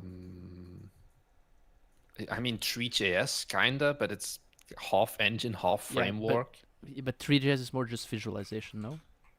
Yeah, you can make games in it. Construct 3 is made with JavaScript. Maybe we have been too harsh on Construct 3, depending on the pricing, and Phaser might be even worse. We will find out soon. Stay tuned, guys. Yeah. Okay, what kind of games can I make with this? So the kind of games you can make with this is mainly 2D, and it's mainly a big use case for Phaser as well, is advert games. Where I included this in our tier list edit, for example. Pokerogue is made with Phaser. I have never heard of that game. I'm sorry. Really? It's been so popular with streamers like the past couple of months. It's like a roguelite Pokemon game. You just keep fighting. Okay. I didn't know it was made with Phaser. That's pretty cool. But that's also just hey, this is the exception once again. I guess. But it's cool. Yeah. I mean, it's funny I don't see Vampire Survivors because it's not in there anymore. Yeah, the Vampire Survivors dev said that Phaser was kind of a bad engine, and then it was like time to go for Unity. Do you? I'd want to know what the documentation is like as well. Like, are there a lot of tutorials? You think? I'm afraid there aren't compared to other engines. But yeah. Yeah, there's probably some still, but it's not going to be as big as others. Yeah. Do you want to cover anything specific about Phaser, or you just want to plop it? No, I just wanted to. You just want it to end. I basically just wanted to be like, hey, I know Vampire Survivors existed. Now, I can say that vampires. Keep talking. I don't know if I want it to be F tier though. You want to pay a subscription for an engine that is probably at best equal to some open source alternatives we haven't rated yet? Okay, but some open source alternatives, do they support JavaScript? No. I googled it. It's like C++, C#. You actually googled if Godot. Unity supports JavaScript. If you travel back in time 10 years ago, they support JavaScript. No joke. That's a thing. Yeah. Tech tip of the day. You didn't know that, did you? Of course not, because like I said earlier, nobody cares. You have no friends. I'm just going to give me a second. Uh-oh. I'm going to You're on your own. Disappear good luck. Again. Yeah, good luck. Give me a second. I have to cry. Oh, he's gone. So, guys, now the real content begins. Tier listing Thomas's. What did you guys think of yesterday's short? Did Thomas deserve to be F tier or is he S tier? Is he going to come back? I don't know if he's. Sometimes Thomas can have this very, like, this is some inside tea. He can be very dramatic sometimes, where he's like, he's back. He's like the toxic girlfriend sometimes, where he's like, okay, I won't talk to you then. And then he like actually doesn't talk to you for 3 days. And it's like, cool. That's so not true, by the way. It's. I don't think you ever made me like even say I will not talk to you and then not talk to you for 3 days. You know, did last year in Japan. Wait, what? Yeah. No way. What did you do? Yeah. I told you to shut up, and then you didn't talk to me for 3 days. Oh, so I did exactly what you asked.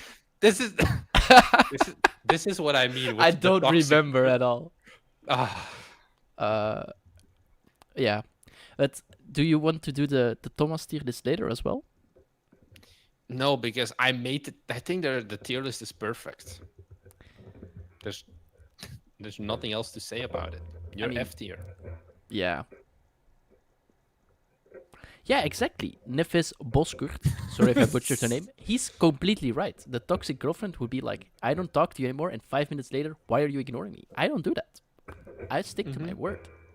I do Yeah. exactly what you ask. Apparently, because I actually really don't remember this. uh, Oh well, and thank you, Kevin, for the $10 as yeah, well. We'll just keep up the great work. thank you. In We like, are uh, the oh, it's old already New there. 5 respectable. donation from Alessandra_0. Support Thomas. Thank you, Okay. Alessandro, for the Kofi donation as well. He wants you as an S tier, I guess. Yeah, I mean, yeah. What is the shield? Where is the shield logo? It's don't RPG Maker. Oh, okay. But yeah, RPG. thank you, Kevin and Alessandro. Yeah. I'm protesting Thomas tier list. Neither Marx nor Thomas are neutral enough to judge Thomas's. But come on, have you seen Thomas Stewart's smile? He's S tier. No, he's A tier. Sorry, he's A tier. I put him in A tier. We'll keep him at A tier. So wait, what were we doing again? We're gonna talk about Construct 3 because we're Okay. on the. I think it's a. D First things minus. first, I'm going to look up pricing, Oh, it's still subscription based, I think. but that's not the only thing that matters. How much and so on. Oh yeah. Oh man, it's Let's- so Damn, ex- that's expensive. Yeah, right. Guys, that's like a Patreon subscription and a YouTube membership and I don't know more stuff that you could get. You are And much better. your free Prime sub, if you are watching on Twitch and you actually have Amazon Prime, you can do a free Prime sub to this or your favorite channel in general, which is obviously Bite Me Games, and you can support us for free. Yeah, sorry, go ahead. Oh, and also, if you're a business organization of any type, which means any type because you have to have a business for Steam, you would need a business license, no? Which is 430 euros a year. Oh, Oh, but they have startup business pricing as well, which is 155 euros, which is for indie devs, basically. yeah, if it's less than 50k Yeah. revenue. You can click on it to see. But still, this is like, okay, no, Unity Pro is more expensive by far. I think that's what you by pay far. a month. But it's still very expensive for an engine. It's the same. It's more than GameMaker Studio. Yeah, but it's if you also want like the upfront. commercial. And that's the main thing I hate with engines that make you pay Yeah. upfront. Because most likely, your game is never going to recover this. Yeah, you're going to have to spend like a year learning the engine. Yeah. And if you then imagine you spend a year and you actually release in that year 429 if it's your first game and you just are trying something out. I mean, Clive at 5, that was the reason, by the way, why you should sub to me instead of a Prime. did you dude. flex or I flexed instead of a hot tub girl. You should sub to me. Use your Prime sub to us. I'll flex more every time there's a Prime sub, or just a sub in general. or a dono? You owe the viewers 4 flexes for the donos, huh? No. We're not Unity, Thomas. We don't do retroactive. Ah, okay. From now on. Yeah, so what I was saying is I hate the things where you have to pay up front because a lot of games don't make it. Like, what is the median? Do you remember of the game on Steam? I think it's $1,000. 200? I think 1,000. overall, because you need to remember, like 4x games earn more, but you're not Yeah. making a 4x game with Construct. Thank you, Bluey, for the follow. Yeah. So you might actually be making a loss. Maybe. Let me see what games have been released on Steam using the Construct engine. Weren't there- Hypnospace Outlaw. Okay, there's no name. You've heard of cats organized neatly, right, Thomas? Yeah. Get ready for Cats Love Boxes, which is made in Construct 3. Mm-hmm. Interesting. Also, I'm seeing a Thomas hype. Oh, reading Ocelot. A 2-week Construct license. Thanks for that. Also, thanks, Damien, for the 50 PLN. I think it's Polish. Zloty? Zloty, I think, yeah. Yeah. Where were we? Wait, Marty, did you flex? Yeah, no, we said but from now on I the donations you flex, huh? We have to keep our promises. The viewers have to trust us. Happy now. Moonstone Island is made in Construct 3. That's actually a pretty big game. It's also the only big game, but it is a big game. But it's like Pokemon-like. Yeah, I'm opening it on stream. I mean, it looks and cute. Also Waifu Fighter. Come on. But this one has been published by Raw Fury even. So this game probably will have made a return on investment for their license. I would hope so. I hope so. Half their budget went to the licensing. I mean, it looks cute. But I keep asking the same question. We had a lot of... Okay, maybe I'll ask it actually to the viewers. We had people say that Construct 3 is actually good, right? Mm-hmm. Like, even Damien in his message said, for I think, honestly, game, it's good. I've been looking a bit more into it, because after I got roasted to shit, I was like, okay, did I treat Construct unfairly? Because that was by far the thing we got the most hate for, putting Construct in F tier. I think, honestly, Thomas, and you're gonna hate me, I think it's better than Phaser. By far. More expensive. What does it offer? It's a much better UI. It's a much better user experience, and it helps a lot more. Like, you as the developer gets a lot more support, basically, from the tool. Mm-hmm. And yeah, sure, it's a high price you pay for it, but at the end of the day, Thomas, how much do you pay for your gym subscription every month? I don't remember, actually. I do. It's 40 euros a month. And how often have you gone? Let's not talk about that. You've paid it up front? Yeah, I paid it up front. Is similar to Construct 3? And Yeah, but that doesn't mean it. I mean, I'm not an example of only good investments. The thing here is that you need to keep in mind that sometimes people buy stuff that they don't fully utilize, and it's okay. They're still happy with it.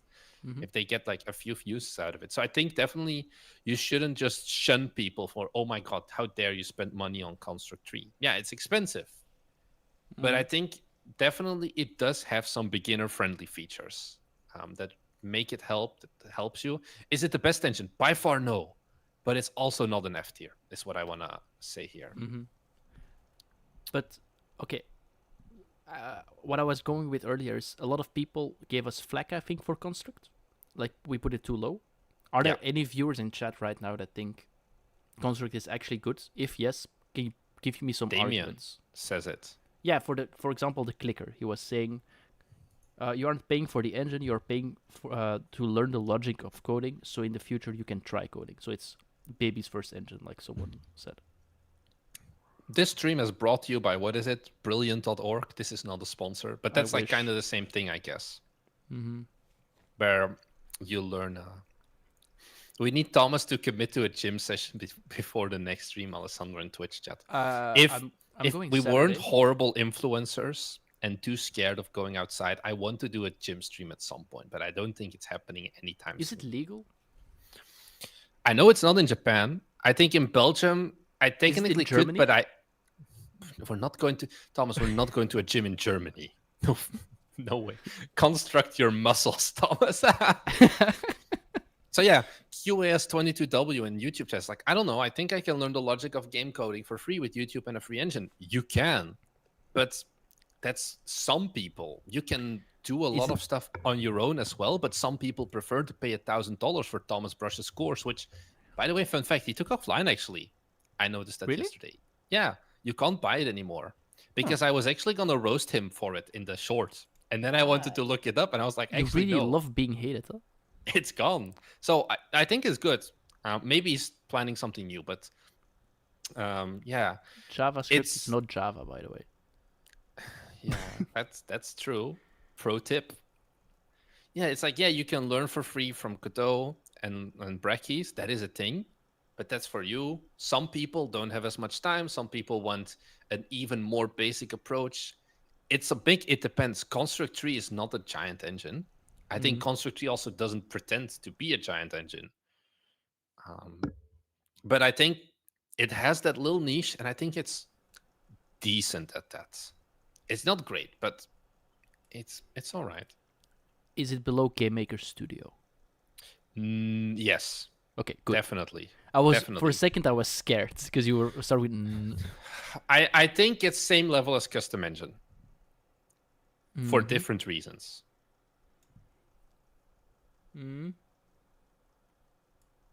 I mean I would still prefer to use Construct Tree over custom engine probably. I think it's also like the one is like if you make a custom engine, it's because you want to make an engine, not a game.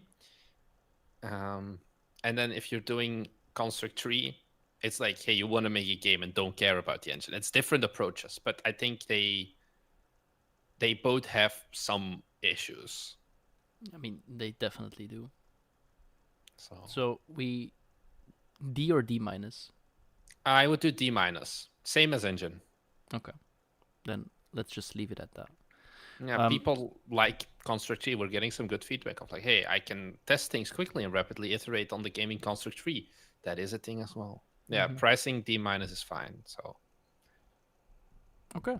I yeah, mean that's guys. This is why we put GameMaker Studio on a B minus because it's free. almost free. You had to pay for a buck 100 once, right? If you want to actually release on Yeah. Steam. Yeah. Yeah, But you can at least get started for free. Yeah. So we move on to the next tier list and do Unreal and Godot later in the stream, or No, we can still do Unreal. okay? And we then still I do think it's Unreal. time to wrap up the stream because we've been going for almost 1.5 hours. Then I'm joking, Okay. guys. Don't kill me. C Oh. Seedler, thank you for the Twitch Prime. Thomas, Marnix? now you should do the flex. No. You're the flex guy. I want you flex first. But I don't have anything to show. Okay, you have nothing to show here. Sleeper builds, man. My muscles are so tired now from all my flexes. Good thing I went to the gym right before this stream. To, We like, are get going the to pump Japan in like 3 weeks, and Marnix, we were going to the gym every day, right? I think I would, but you have been No, whining I and commit. crying about boo hoo hoo my little shoulder. Yeah, but This my is- shoulder will still hurt, but I just keep going. Thomas, what's your max bench right now? We How will much say, do you think no, you can bench? shush. We will talk about this after Japan. But when we are back from Japan, if we do the daily gym sessions, I will also flex. Then you get double the flexes for your money, guys. Thomas's max bench is 50 kilos. Mine is 8 times 80. I don't go for 1 rep maxes. Yeah, but I because- did more. You know that. You're bullying me. I just came back from an injury. I mean, I still have the injury. You don't have an injury. You have baby muscles. I mean, also, but also an injury. The injury Anyway, is mental. this- Unreal. Yeah, S this guy tier. is unreal. He doesn't respect it. Yeah, 8 times 80, so 640. That's a weird way to describe it, but I just go for 6 or 8 reps always, not less. Thank you, Kobe3D, for the follow. Oh, yeah. There's also, by the way, Alessandro in Twitch chat because he made a beautiful emote of you flexing. There's gonna be a Twitch emote, probably not tomorrow, but the stream after that. That is me flexing. So we'll get there. We have Thomas Brush at home. Thomas at home. Different Thomas. I wish. Unreal, right? Unreal. I have the price. I want to ask because I feel like you've been letting me talk for the most. Why did we put it at S last time? Talk me through it, and do you still think it should be an S? If I had to pick any engine today, That's not the answer. okay. Is it? Why do? I think it is the most powerful. That's, I think, almost unarguable.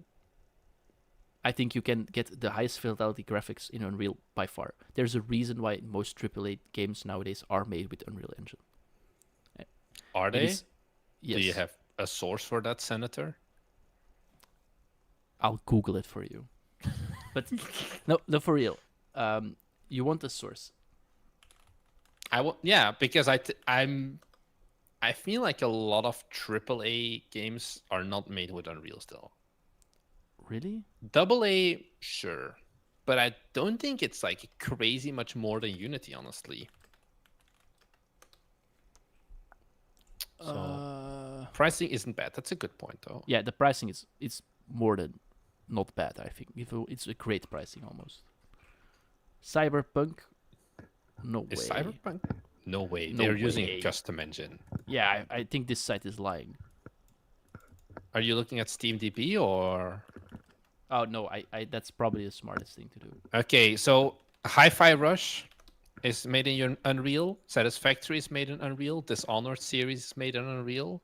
Outlast, Life is Strange, Yeah, Arkham Red Asylum. Okay, yeah. Can you send me the link otherwise? Then I'll show it on the stream. Man, I have to do everything here. I was distracted by Cyberpunk because it's Red Engine, not Unreal Engine.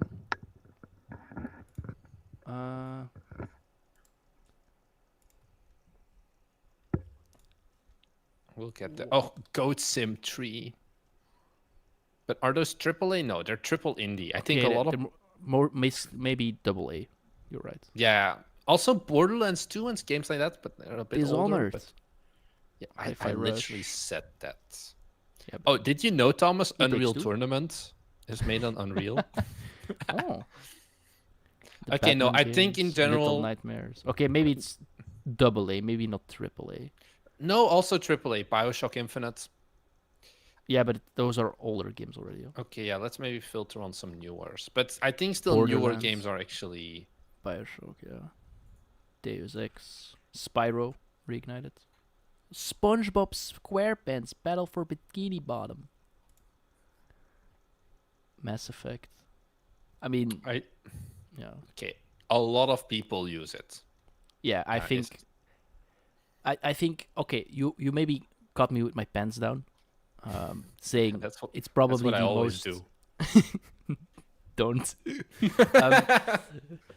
So okay, you may have a point that maybe not all AAA games, or most AAA games do it, but I think it's still for higher budget games. It is probably the engine of choice. Okay, now I'm gonna clap back at you. Higher budget games. We're talking about indie dev here. Yeah, and I think for a while, like 5 years ago, you couldn't do this properly. I think, what was it? Maybe 5 years ago, they already went quote unquote open or public or whatever you want to call it. They did it for a while now because it was still with 4. But I think in general, if you want to make something realistic looking, I would pick Unreal. If you want to make, if you are an artist and you still want some kind of mechanics, I would pick Unreal. Just because of Blueprints. Okay, Blueprints has limitations, someone is already typing it. Probably, and you're probably right. But, why would I pick a Unity over it? I don't know anymore. Mm-hmm. Maybe 2D. But if I want to make 2D games, I would probably go Godot nowadays. Even though Godot is not near Unity and a lot of features. More in Godot in a couple of hours when we actually cover the rest of the tier list. But I mean, in general, I think it is a flexible engine. You can do 2D. Okay, maybe it's not the most robust engine for 2D. That's fine. I think the main downside of Unreal is that it's C++. But my Blueprints idea is that compensate Unreal, for it a bit. Golden Gatekeeper. My idea is that Unreal can export to Switch and then make 10 trillion USD because it's an untapped market. The Switch cannot run an Unreal game, I feel. I have some bad news for you. The Arkham games are on Switch. Yeah, but They run on Unreal. I think they need a lot of magic and like satanic rituals to run. It's like, have you seen The Witcher on Switch? Yeah, I bought it. Yeah, okay, of course you have. But does it look pretty? No, the Switch on the small screen flies. it's fine. On the big screen it's not good. Also, let's go back to this page. The lights, the pricing. Under Okay. $1 million in revenue, free. That's it. It's pretty good. It's pretty good. I mean, I wouldn't mind making $1 million and not paying anything. Doesn't sound too bad. What do you think? Yeah, could be And worse. it's on the product revenue. Huh? It's not on your Mhm. business revenue. Yeah. So if we make millions with Bite Me YouTube channel, this is not impacted. There are engines where it's not per product, I think, right? For yeah, example, Unity, I yeah. think. Yeah, I think Before Unity 6. Unity 6 before the changed Unity it. change. Yeah. With the old licensing, so if you're on 2022 or earlier, then it's company-wide. In Unity 6, it's product-wide, I think. And then, from what I understand, you can pick between a royalty or a seed once you made it in $1 million, right? Yeah, I mean, that's what it says there. Yeah. So that's also pretty solid. 5% royalty. I actually didn't know the seed-based thing. I thought it was just always 5%. Is this new? I think it's also new since since last time we did this. This is pretty new, I feel like. Yeah, because this is great if you're like the solo dev, because 2K versus 50K is a big difference in royalties that you have to pay. Yeah, it depends on how many people you are. Because Yeah, at some like, that's point what I the royalty mean base with will become better. if you're a solo dev, it's good. Yeah, exactly. Almost 1 year ago, so basically, so who's gonna pick royalty based? Large teams, AAA, triple indie. If you're like, well, you can calculate it. If it's okay, let's say you make exactly $1 million, you have to pay 50K. So if you need more than 25 seats, you're cheaper with the royalty based, basically. And it goes up from there. A lot of triple indie studios are like 40, 50 people plus. Mm-hmm. And also another thing, the 5% royalty, if you remember, that's the same from CryEngine.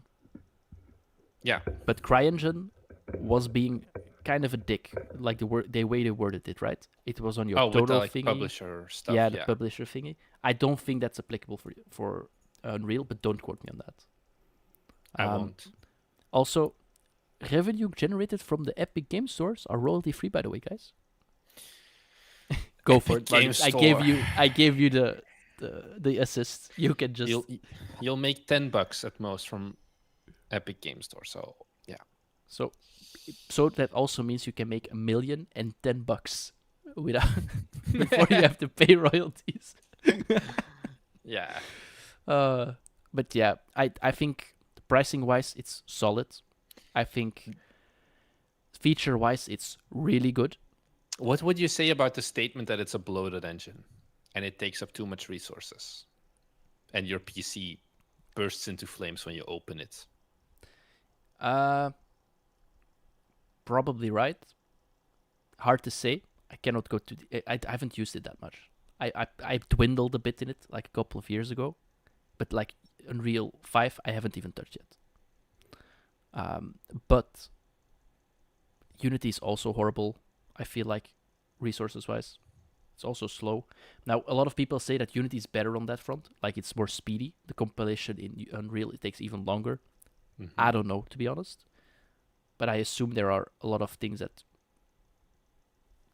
can speed up the process. Like for example in Unity you have the assembly definitions. A lot of people don't use it for this, but if you create your scripts and you have assembly definitions, you can like split them up and it only recompiles the assembly definition you've changed code in. So if you set up your project well, like the recompilation in Unity is pretty quick. I assume there are tricks like that you can also do in Unreal. Thomas, Twitch chat just ratioed you. You're Okay. dumb. Seed-based, I remember now, is only for studios that are not making games. So think of, for example, The Mandalorian, which uses Unreal Engine for virtual production. Think about Linus Tech Tips, who uses Unreal Engine for virtual production. They have to pay for the seats. If you're a game developer, you still have to pay just 5%. There's no way you can escape it. It's still a good Shout deal. out Marco Roro 27 in Twitch. Thank chat. you for correcting us. You're correct. But I think it's still a great deal. Yeah. What do you Uh, what do you yeah, think from 2D games in Unreal? so 2D games, there's a few game dev YouTubers I know who do it. I think Rocky Mullet Gaming is one, who has some pretty popular videos about 2D and Unreal as well. It's you can tell it's not 100% made for it, and you like kind of have to fight the engine for it, but it does work. Oh, Cobra Code apparently as well on YouTube. I think it can still do a lot of good stuff with it. I think, for example, the game Snacko. Oh, it's right there as well in the indie success stories. The third one, if you go back up.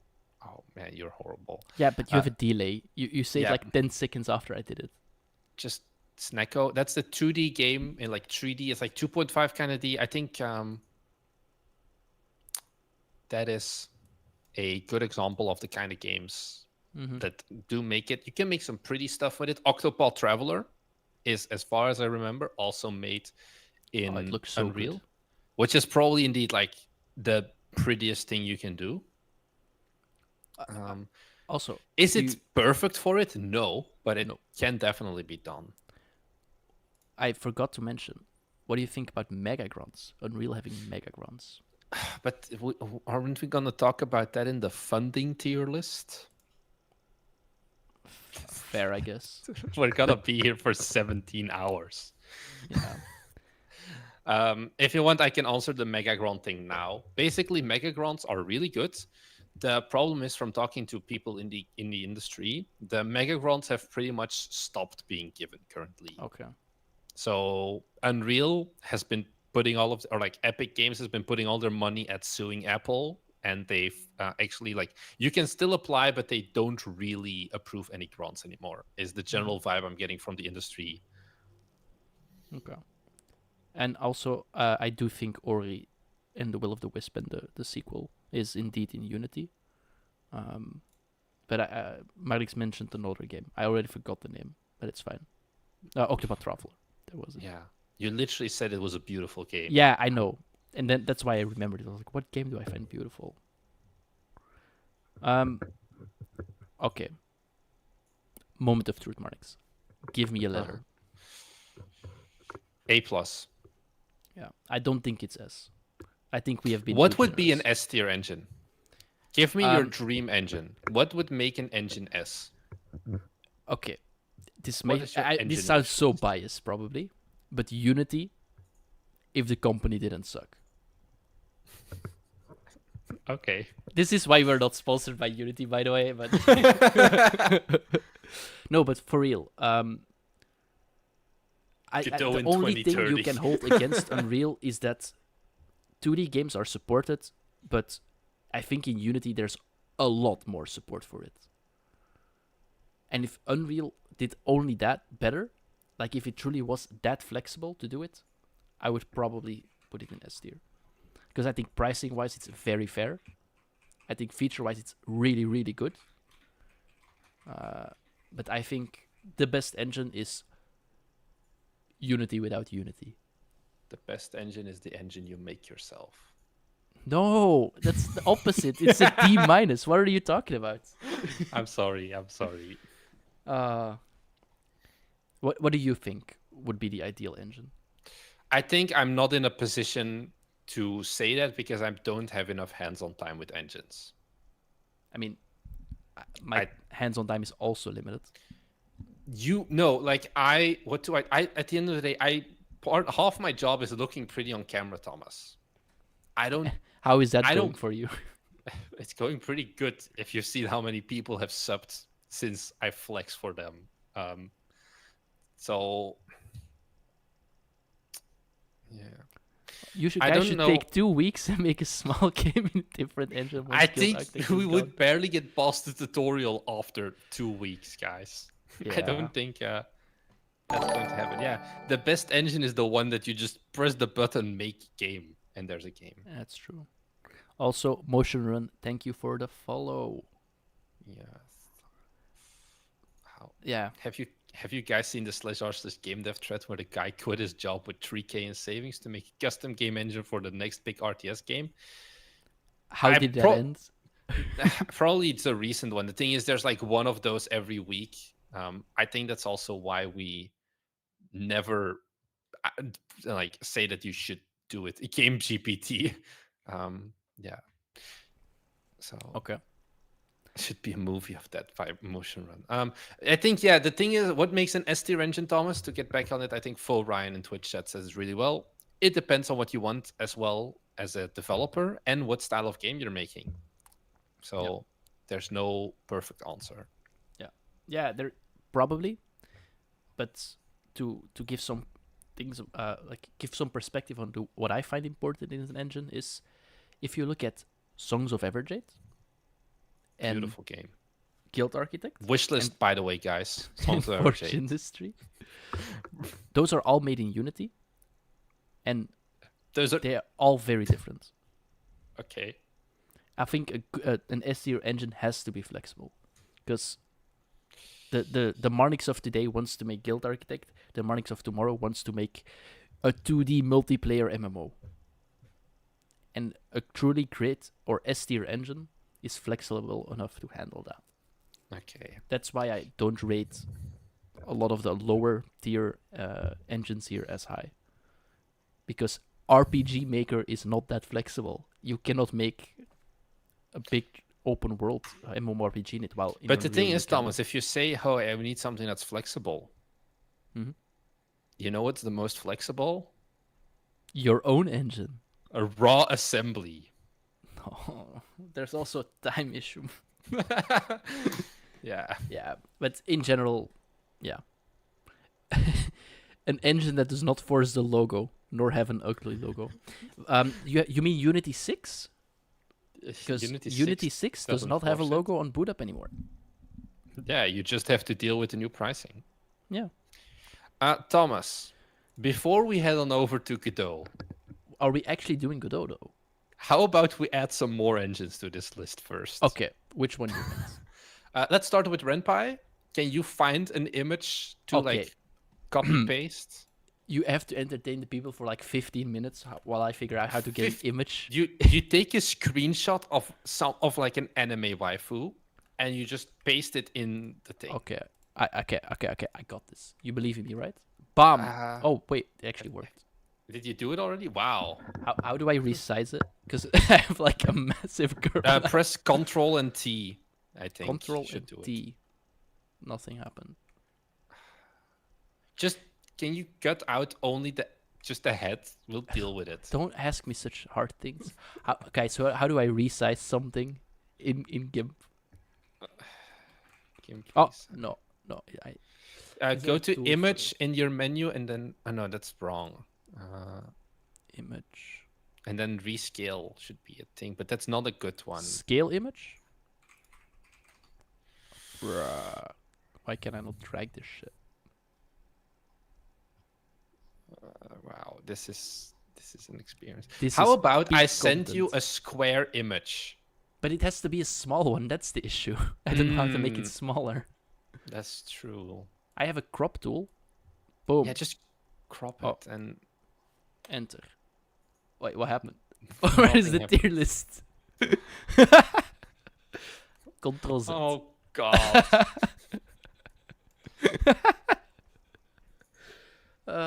Okay, that's not what we want to do. Guys, we'll get there. We'll get there. That's not. That's also not what I want to do.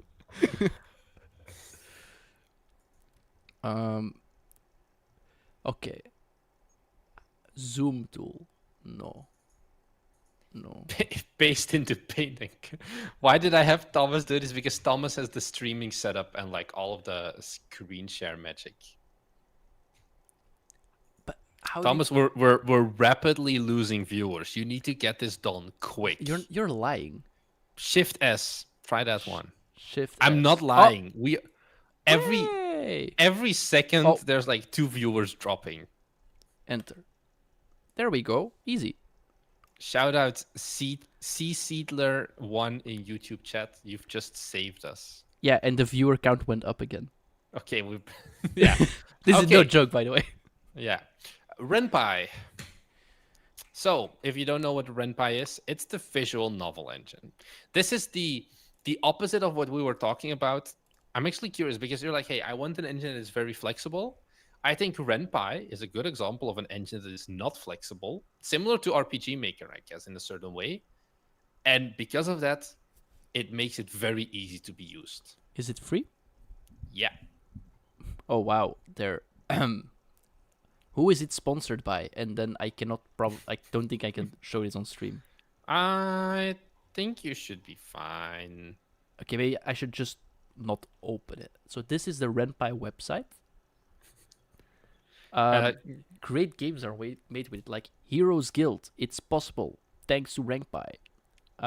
The third word I will not read. Our Life, Champion of Realms. Marnix, do you have what it takes to become the champion? Ubu. Oh God, my ears are bleeding. Anyways, let's this is a visual It's novel completely engine. free. Yeah, as far That's as a big win. Yeah, it's a big win. This is an engine made for artists at the end of the day. If you're a programming bro, yeah, you can do this in Unity. Yeah, you can do this in Godot. But you would be spending much more time. This is a game engine that maybe isn't for you. This is a game engine if you're a good artist, which is not you, basically. It's funny how you can Google this by relationship. Like that's a filter by relationship. Oh, Thomas, maybe we should watch out with the random games. I saw the previous image. I just chose to ignore it. But it was fine. Okay, yeah, it was barely, but we got there. What's all this of them are stream fine. now? I went through them. Yeah, so basically, is this an artist-only game engine?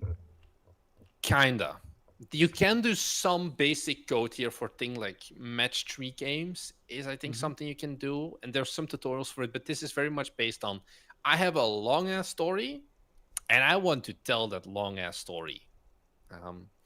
And this is once again maybe something that for us, because our audience is predominantly, I think it's like 30% Americans driving their Ford F-150 pickup truck to McDonald's, you're going to look at this and you're like, oh my God, what is this?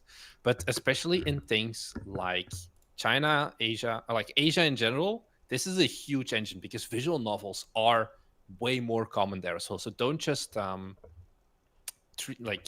discard this one because you're like, oh God, this is silly engine. There's a lot of bad, mediocre games made in it because it's a free engine at the end of the day. It's free and it makes it very accessible. Yeah. I mean, you can probably pump out a game like this in a week. Yeah, so that's the thing. I think AI and this genre and this engine, there's a lot of garbage being made now. I think before there was a lot of very like everything of art had to be written on your drawn out on your own and things like that. But I think now, yeah, there's a lot of more AI slop that can be made with this. But still, I think this is a pretty good. The thing is also, I think we've talked about this before. The thing is, how much money are you gonna make with it? How you're an indie developer, you want to make games. This is gonna be very easy to get started making games, but making money from this. Can you pull up the engine list again, the one I sent you earlier? I think Ren'Py is like the third biggest engine on Steam because of how easy it is. Yeah, I think it was in the top 5 for sure. Yeah, it's number 5. Okay, yeah. Of course, once again, NSFW, you'll make more money with this, but still, yeah. What are the top one? RPG Maker and GameMaker, but not by a lot. It seems that they're more. At least RPG Maker is pretty close. Mm-hmm. So, how much money depends on how NSFW you make it. I guess you are right, Volcanic. There is truth to your statement for sure. I mean, the way I see it as a non-artist person, I mean, is it not just the same as RPG Maker for a different genre? Yeah, it's a very specific thing for a very specific genre, and it's very user-friendly.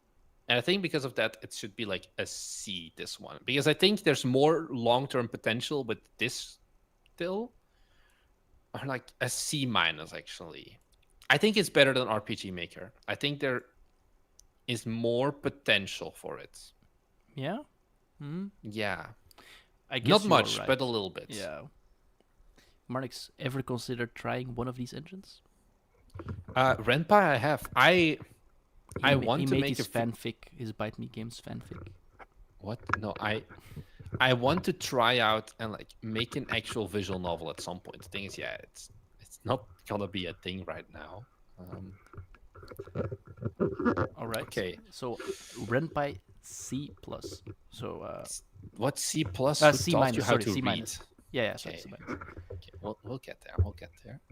Um, okay. Such a weird tier list. Next up, we have two options.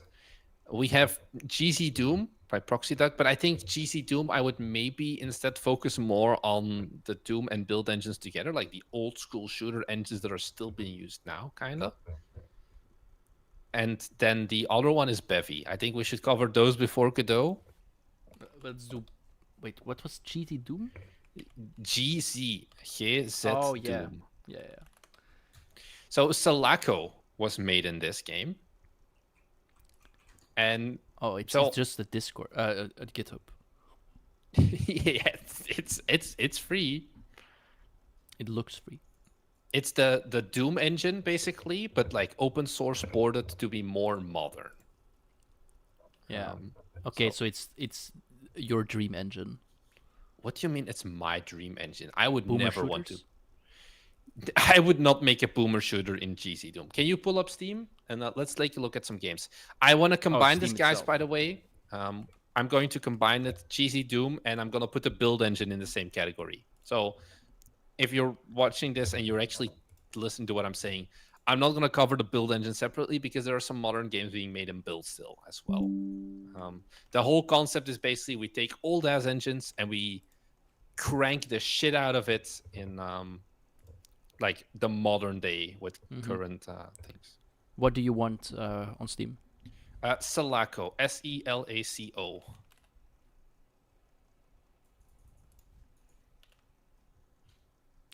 We'll get there. We'll get there. Salaco check? What? Wait, repeat. Selaco. Yeah, that doesn't exist. You're wrong. No, I literally pull it up right now. Oh, yeah. I didn't say anything. This is why you have no friends. Again? Like 3 times in one stream. Don't bully me. I will fire you. So this is made in. This is a port of the Doom engine. I think Doom is on Steam now as well. If you want to look up Doom 1, Jesus. it looks good. No, Yeah. it looks so fucking good. They have done absolute black magic to make this game a thing. Yeah. The thing is, you make this game because you hate yourself, and this is where you have that idea of, hey, just make a good game, and you spend a lot of time and a lot of passion on making a good game, but it's still very risky, this approach. It definitely paid off in Selaco's case. I think it just looks beautiful. Mm-hmm. And a lot of reviews. Yeah, because it's just a good game in general. It came out pretty recently. Yeah, it looks solid. It's like 2 months old, 2.5. Yeah. Can you pull up another game called Ion Fury? Like ION? Like Iron Maiden? I already have it open, mate. Okay, well, it's not on stream yet. This is made in the build engine. The build engine is the one that the Duke Nukem games were made on. Once again, it's an engine that's like 20 plus years old at this point. And once again, the idea here is we take this old engine and we just try and use modern day hardware, modern day coding skills and things like that. Previous game looked better. Yeah, but sometimes this is why you have no friends and nobody likes you. At some point, that joke is going to get old, you know? I know. I'll find a new one soon. Good. You better. I think this is I think honestly, maybe, Thomas, I need your opinion on this. Should you take this over a custom engine? If you want to make this kind of game, yes? No, I think even then, if you want to make a boomer shooter, do you think? I think it's a very. I wouldn't recommend anyone to make this style of game, or not. I would recommend you to make this style of game, but not to make this style of engine. Like work with it. I think you must hate yourself to want to do this, and just not like money and everything. Bruh. Why can I not select ZDoom? I Oh got my it in here, God. but now everything moves together. Yeah, Sulaco is made in it, Mr. Moxan. We talked about it 4 minutes ago or something. In this episode of Thomas is learning GIMP. I got it in here. It's the proper sizing, but I cannot select it. It selects like Ren'Py, CryEngine, and ZDoom at the same time. Can you like Control X and Control V it to see if you can put it on a different layer? Like you select it. Everything is gone, and it's gone. I I feel will like that just- could. I will just this- paste a new ZDoom in there. I will even create a new layer, so I'm sure it's Man. fine. We'll get there. We'll get there. ZDoom, boom, Hackerman. You didn't see it because now I saw didn't nothing. even No. stress. There you go. ZDoom. Where do you want to put it? I think it should be around the same level as every. I think it other should be engine. lower. I think it should be an E, maybe. Why? Why Or is this worse than an RPG Maker? Because it's because the thing you have here is you're working with an engine that's 20 years old at the end of the day. And you have to basically write the last 20 years of documentation for certain things that you want to do. And that's why I think like almost making a custom engine is better, because then you actually know everything you did. Yeah, it's going to take a lot of time, but at least you'll have written the original like lines and the thinking behind it and things like that. okay. I can see your argument. I can agree with that. You make a valid point. Okay. You sound like a smart person. You should make Perfect, YouTube perfect. videos, sharing your knowledge. Next engine. Which Bevy. one you want? Bevy? Bevy. Okay. B-E-V-Y. Yeah, I know Bevy. Well, Okay. no is a strong word, but I guess So, guys, here we're gonna need the Bevy devs to help in a little bit. But yes, the people that are totally not biased then. I think what makes Bevy a bit of a different approach is the fact that it uses Rust as a programming language. Thomas, how familiar are you with Rust? I know it's a game and I know it's a language. Okay, I was about to beat you. But okay, what do you know about the I Rust got Bevy in here language? and I can move it around. Just saying. I'm learning. Okay. All right. So what was the question again? What do you know about the Rust language? Yes. Raoul van den Berga, shut up. So basically the whole point of Rust, this is secondhand information, but as far as I understand Data-driven. correctly, you cannot compile if your game is not 100%, or if your code is not 100% safe. Oh, okay. Have you heard of it now? Does it ring a bell? It rings a bell. It rings a bell. Yeah. So it's a very different approach to programming. I think also, once again, this is the thing, like you need to come into this with prior program experience, I think. You cannot go in I think the best example of a game made with Bevy is Tiny Glade. Beautiful game. I'll pull Uses it up. Bevy for the 3D rendering. You should know it, Thomas. Oh, Everyone yeah, I should know it. Yeah. Everyone should know Tiny Glade at this point. Yeah, it's beautiful. Dang, this engine is pro. What do you mean it's pro? Like the results, it can produce some great looking games. Is it S tier? What? No. What? No. Okay, but I didn't know the engine was capable of these graphics, to be honest. Yeah. So I'm impressed, is what I'm trying to say. So it's an open source engine, so you don't need to pay anything. So it's basically better than Godot, right? Why? I don't know, because it makes beautiful games unlike Godot.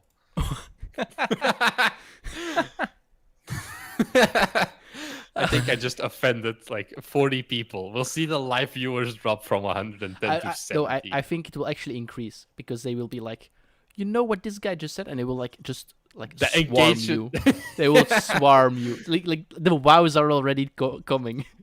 Yeah. Rip. No. Wow. I think the problem Bevy has is it's very much bleeding edge. Like too bleeding edge almost to a certain degree, where if you do not have prior experience and things like that, this is an engine that you should stay away from, I think.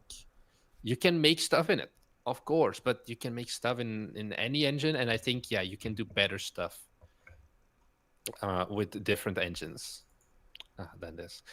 Keep in mind, guys, the guys who made Tiny Glade, first time indies, both of them have worked. So it's two people, two technical artists, if I remember correctly, who have AAA experience working at EA for like 10 years, both of them. Keep that in mind. That's not you at the end of the day. So because of that, can you pull up the list? Where are we going to put it? You mean the tier list, right? Yeah, I think it's gonna be like a T tier, but I want to take a quick look at what the list is. Ren'Py over Bevy? Ooh, yeah, that's a good point. Give it the same as Ren'Py, then. Yeah, I think it deserves like a C. Yeah, I think actually a C. Or It is completely free, right? yeah, it's like Godot, open source. Also, why are the two ZDooms? One ZDoom I don't know how to remove. The other one I put on a different layer. Okay, Just ignore it. I'll deal with it. Sure. So Bevy C. I'm not sure about this yet. I need it's to really I early need to days. I think I may actually put it to a C minus. So, that's not what I wanted to do. So it's basically, why can I not select Bevy? Okay, no, never mind. I got it. So you put it the same height as Ren'Py. Yeah, it's once again, it's different approaches, different kinds of engines, but I think it's still a better choice than custom engines by far. Yeah, that's for sure. So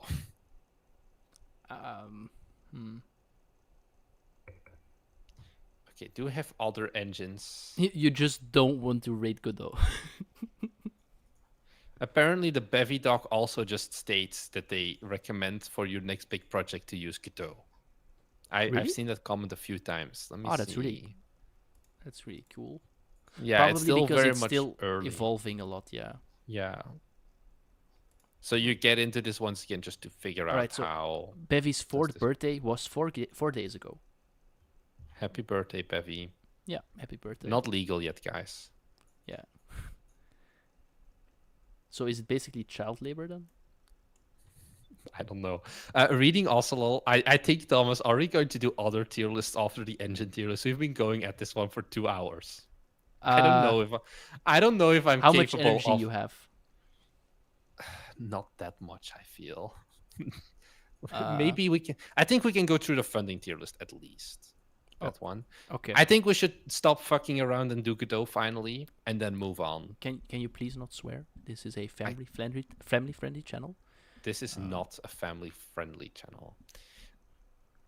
Because yeah, Default is not on the tier list, but also Default is an engine I think neither of us know anything about. I don't know anything about it. Yeah.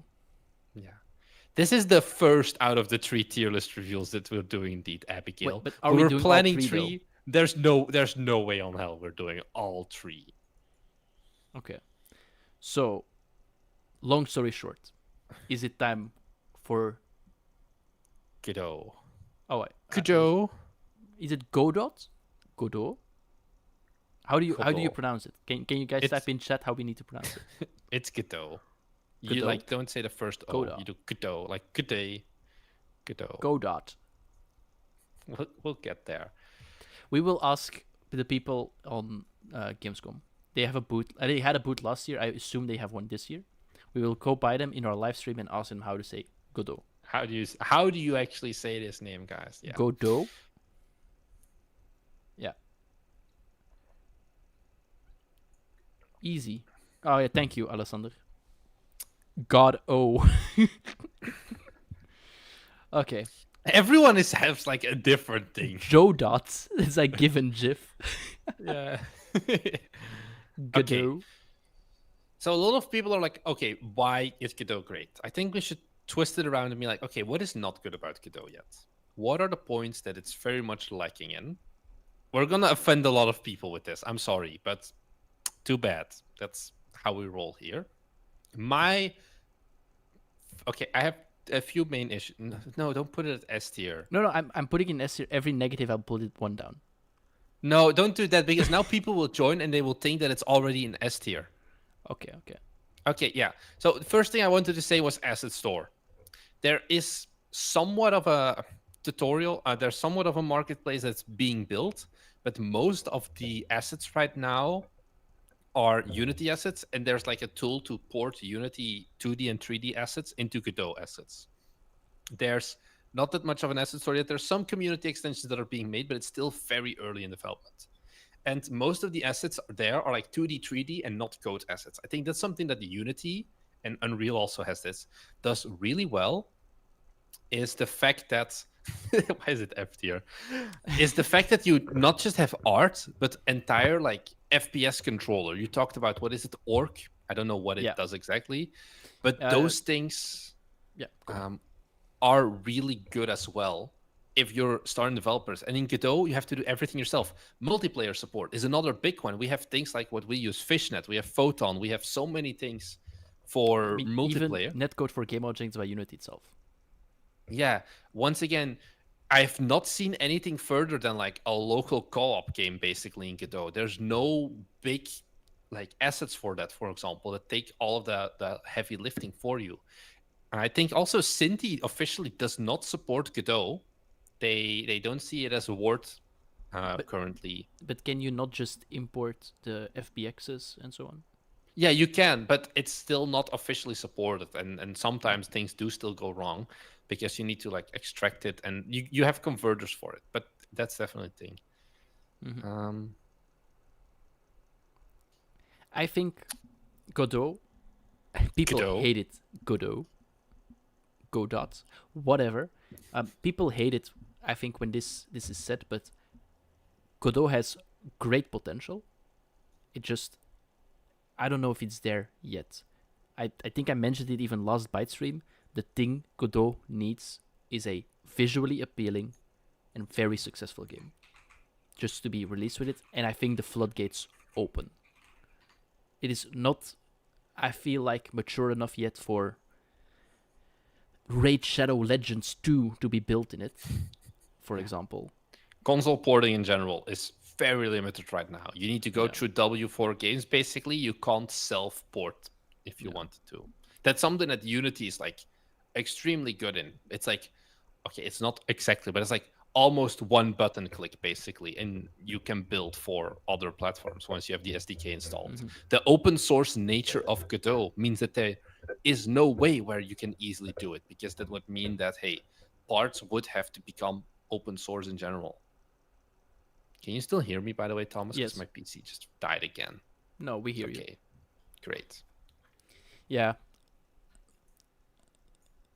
I think, in general, Godot has great potential. I think Godot will, in time, leapfrog Unity, because I think Unity is falling down and Godot is rising at an extreme pace.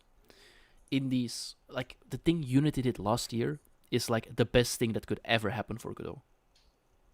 And Godot's growth has been immense over the last year, but there is a limit at how fast it can grow. The community needs to grow, just the tech in general of the engine needs to grow, but it's not there yet. So, Thomas, can you pull up the Steam store? I want you to say this game's name. It's PVKK. It's a Godot game. It's not out yet, and I feel, once again, guys, I don't count games that aren't fully out yet. Bruh. Like, please, can you tell me what's the name of this game? Planetenverteidigingskanonnen-commandant. You have the worst German accent. You're not even trying, I feel. I'm sorry, every German who just had to listen to that. Give me an example. No, I'm not. Anyway, let's keep so going. You want me to do it, but you don't do it yourself? I think that's a cop-out. That's very weak. You can do it. Give it a try. So, Godot, what else? am I not liking about it? Like you said, at this point we are getting a lot of tutorials. I think a big problem we have now though is the difference in tutorials between Godot 3 and Godot 4. Some things work, some things don't. Or like the 3.2 tutorials don't work always for 4.2 and whatever. And we're getting updates, and 4.2 is going to be better than ever. 4.3, the beta or alpha or whatever, released like a week or so ago, or 2 weeks ago. Yeah. Ish. So I think, like, if we revisit this tier list again next year or whatever, it's gonna be higher. It's going to keep rising. I think. I only see the stock rising. If you want to be an early worm, or the early bird, sorry, the early bird gets the worm. You are not the worm. I think Godot is going to get there. I also think that you really, like, now is a good time if you are someone that loves making multiplayer code and so on. I probably think now is the time to make your Godot assets. I really think so, because in Unity there are like staples, like everyone knows the Odin Inspector, blah blah blah blah blah, and Godot is now not mature enough yet to offer everything, but as long as Godot doesn't offer specific features, there is a market to create assets. That's a side note. Also, 4.3 will be released tomorrow. Okay, but I thought but there's no tutorial access or something was 4.3 as well. The thing is also, this is something that once again I don't know enough about. Thomas, back me up.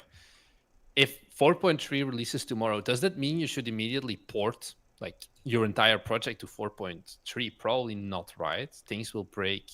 I There's assume risk. not. It's I only assume for there like are newer changes, projects and things like that. Yeah. So yeah, Reinhard Harmon, I know about the game Road to Vostok, but it's like we have 2 games now, and neither of those games have been released. Or there's a demo, but that still pales into. It's been an engine that people are like, oh, Godot was originally released in 2014, and we've gotten Cruelty Squad 10 years later. Well, Cruelty Squad released 6 years late after it released. It's still not there yet, and it required Unity to basically massively fuck up in like a colossal orbital degree for Godot to get the growth that it's at now. I think if Unity just didn't become dumb, Godot wouldn't be as big now. Yeah. Unity boosted Godot, and honestly, Godot should list Unity as one of the sponsors on their website for how much money they have, like, or like how many people inadvertently have helped them. Yeah. I mean, the way you said it kind of made it sound like Godot is bad. Godot is not bad at all. No, but it's also not literally the second coming of Jesus Christ for game engines. Yeah, I agree. Is what we're trying to say here. Not yet. Maybe one day. Today is not that day. It will not be S tier. I don't know if I want to put it at a B tier, but if we put it higher, I think Thomas, no. We're not putting Ren'Py above Godot. Like, a lot of people are very triggered now. Our channel ends. Because I see this little blue robot or whatever it is with an E next to it. Yeah, I would put it at a B, I think. You would still rate Unity higher? Yeah, because Unity has more. Why did you make it sound like, oh, I wouldn't do that? No, I completely agree. For now, and I think if Unity, the company, not the engine, keeps doing stupid shit, it will fall down. And if Godot keeps going up, like, it keeps up the trajectory it's going on right now, it will keep going up. Like, there's a very real possibility, in my opinion, that next year we put Unity below Godot. Yeah. A possibility. We're definitely never gonna get emails answered by Unity now. However, obviously, Unity can definitely make a comeback. Unity, you can also, just like the viewers, donate to make us in next. Yeah, by the way, guys, $20 and we'll put it up to A-. This is true game reviewers. 20 for A minus. How much for S tier? How much? No, because then we would just be lying. We would just be lying. Oh, $20 and a good reason. We need both of them. But how about, like, is there a price to put it above Unity? The price is having a good marketplace, I think. Yeah. Also, Dave Dudley, will you guys rate Stencil? I've never even heard of Stencil, so the answer is no. Lord Dragonheart, but that $20 has to come from a published Godot game revenue. That's so it's impossible. You're saying, okay. I mean, okay, Godot is good. Let's maybe rapid fire some that we're not gonna put on the list, but just give our quick thoughts about. Because Noctilon's Campfire is also like, what are your thoughts on the game engine Scratch? This is another comment I got to see often. It's good to learn. Yeah, you're not making much more with it. What about rating the Fortnite sub-game engine within Unreal, the UEFN? We talked about that before together with Roblox. It's a great thing. I think we covered it together with... Oh, when did we cover it, Thomas? We talked about it. I don't know, but it was like an hour ago at least. Yeah, we talked about it where it's... Oh, board games. Very easy to prototype. Unturned, for example, is my favorite example of a game that started in Roblox as market validation. Are people interested in this game? Once people in Roblox started playing it, then the developers like, all right, let me switch to a real engine, and it's called Unity. If you were to build a custom engine, what language would be used? C++ most likely. Yeah, I think it has to be a performance Or Chai, language. I guess, if you're the Jonathan Blow fanboy. Godot's official accessory is already in the works, by the way. I mean, great. It's in the doesn't works. mean there is anything on it yet. Like, there is a time, even like if you launch it today, there's a time for the platform to mature. Yeah, it's like Bevy at least has the decency to be like, hey guys, we're not perfect yet. We have a lot of issues still. So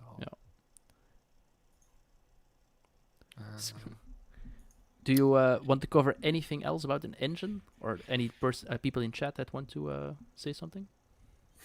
I think it's been 2 hours and 15 minutes. I did not expect this tier list to go so long. But I think we can move on. Which tier list are we doing next?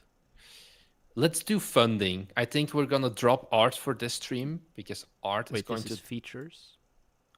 This is art. I opened the wrong ones. Give me a second. I'll give you a second. If you were starting today, which would you choose? Still Unity? I think so. Why? Because Thomas knows Unity. If we start from if you didn't zero, have the knowledge, yeah. I think it would be very easy then to be roped into the idea of going for Godot. If you're a young and impressionable game developer who doesn't know what engine to go for, I think it's very incentivizing to be like, come to Godot. We have open source licensing. We have all of this. But I don't know if it would be the best. I guess this is why everyone is like watching these kinds of tier lists and things from that. I don't see the Photoshop file, by the way, for funding. Oh, man. Which number is it? Also, I don't know. I send it to you like... Also, an issue with Godot is because it is so rapidly evolving. If you want to keep up, you probably have to update your project a lot, which is a downside. Unity is pretty stable between versions, in my opinion. So, side note. But yeah, if I had to pick all over again, I would... If I didn't have C# knowledge, I wouldn't pick Unity. That's for sure. I think I would go with Unreal. Proxy Duck, first of all, if you say no offense, you're an asshole, because it's just a dumb thing to say. Just ask your question without that. Second of all, do your games in particular require Unity to exist as they are now? If we want to release relatively quick, I think yes, because we use a shit ton of assets, because those help us a lot. No offense. Very offensive. Am I an asshole? Yes, but even if you I'll make a with or without no offense, did you find the funding tier list, or should I just what number is it? Again? I have the genres, 3 art styles. Proxy Duck, I get Hooks, told to hang features, myself pretty much every week engines. by viewers, so I don't care at this point anymore. I sent you the tier list, Thomas. Open it. You mean on? You didn't send me this before. This is a new one. I'll forgive you. It's fine. I have opened it. You're gonna show it. Yeah, it is on screen. It's So- delete. A brief summary. Okay, let's talk about money. Some of these I think we can blast through. Oh, no, this is gonna, This is guys, we're going to gonna take a be here. while. This is gonna be another hour plus probably. Let me open it. Maybe. First of all, Marnix, why do you need money? I don't actually. I have started living in a cardboard box that I painted green so that Thomas can then green screen me out, and that's it. I'm using the McDonald's Wi-Fi right now, so they'll kick me out in like an hour or so. But yeah, I've been enjoying life with a tent and eating grass and street cats. All right. So basically, the things we said earlier when we started on the tier lists are: hey, if you want to ever make a living from making games, this is how we grade the engines. This was one of the main things we've taken into consideration. So now, how easily you picked your engine? How do you get that money? That's the setting. And why do you need money? Because you need to eat. Thank you, Marnix, for your input. You're very welcome. Okay, let's try, Thomas, to not spend too much time on all of these. Or at least on some of them. I'll just pull everything down, so people don't get confused. Oh, and that's the entire tier list moving. We'll get there. We'll get there, guys. All right. First things first. Crowdfunding. You want to start with Kickstarter? Okay. Ooh. Okay. First things first. Incubators. Okay. I think this it's is the egg, one, right? Yeah, it's the egg. Good job. Yay. Incubators are something that is relatively rare still at the end of the day. We have one in Belgium, although Maybe actually, explain Thomas, what it is. I think the incubator in Belgium actually closed down like last week. Oh, yeah, we talked about it. But try What? to No? explain to people what an incubator is. We did not talk about that at all. We talked about it. No, I also didn't share it with you. Anyway, what is an incubator? So incubators kind of come from regular tech startups where you have a awesome technology idea, but you need money. And an incubator is like, okay, hey, this is the first game you're going to be making or the first piece of technology we're going to be making. We're giving you a pretty low amount of money because it's very, very early in your development. Basically, you just have an idea and you just want to start a company. And then if it's like a tech incubator, usually it's between like 50 and 100K euros in Belgium, at least. If you go to Silicon Valley, it goes up like 750K with A16Z, for example. And the whole point is they don't just give you the money as an investment. They take a pretty substantial piece of equity as well, often between 10 and 20%. And they will help you with the business side, with everything that's not important for you to actually develop the game. And there, how do I say this? They help you basically, and you just have to focus on making the game. That's what it comes down to. The thing is, it's pretty rare for games because the chance that someone has a great game idea and actually delivers at the end of the road is very slim. In Belgium, we have or had, I think, pretty much a incubator where their deal was pretty simple. You get 25,000 euros, which could theoretically go up to 50,000 euros if like their jury approves of your game and thinks it has a lot of potential. You would get like access to their co-working space. They would help you with like their industry contacts and things like that. In exchange, you would get 10% equity. I know some viewers, also Saudi Arabia has an incubator now as well, that like they are going to Gamescom and things like that sponsored by the incubator, which is also a pretty nice thing, of course. Problem is, not many countries and places have game dev incubators. I think maybe half one is the Spell Collective in Sweden, which is basically like a hippie village with just game developers that gets like cheap housing, and they do kind of publishing, kind of it's it's all it's Sweden. They have weird systems. Um, if you can get into them, they can be a great start if you're bad at money, bad at finance, bad at businesses, bad at everything, basically, whatever. And you're just, I want to make a game. Thomas, by the way, I've been talking for too much. Please just interrupt me at certain points because Yeah, otherwise I could keep rambling about yeah, I know this. you can. I was enjoying your talk. Maybe before we rate anything, how are we rating these? Is it So, how how likely you are to get them? The thing you have to give in return, all of it? so we're looking here at what are you getting? What is the risk? How hard is it to get it? And I think that's it. What Maybe am I also the missing? amount you can get from it. Yeah, how much you can get maybe as well. Yeah. So, Gertmail, what's the difference between an incubator and a publisher? A publisher will give you money for your game. An incubator will give you money for your company, your studio. That's one big thing. A publisher is more of a one-off thing where they're like, hey, we like this game. We're going to give you 100,000 euros to make this game. We're going to help you with promoting it. We're going to help you with marketing it, maybe with QA and localization and porting. And that's it. And then they have the recoup cost for whatever the game makes. An incubator is truly someone taking a piece of the entire company. They become an equity shareholder. They get 10% of the company of like ownership. They can help with decisions. They help you with all of the business stuff. And they don't just fund one game. They fund the entire studio. If there's multiple games, they're in it for the long run. That's pretty much the difference. How common is it to buy Incubators out an are incubator? so how incubators often work actually is it's similar to VC rounds where you often don't buy them out. Let's say we started we're going to go so overtime, guys. I mean, I'm asking you a question because, like, I know some of it, but not everything, and I also think Yeah. it's really interesting if you explain it to the viewers.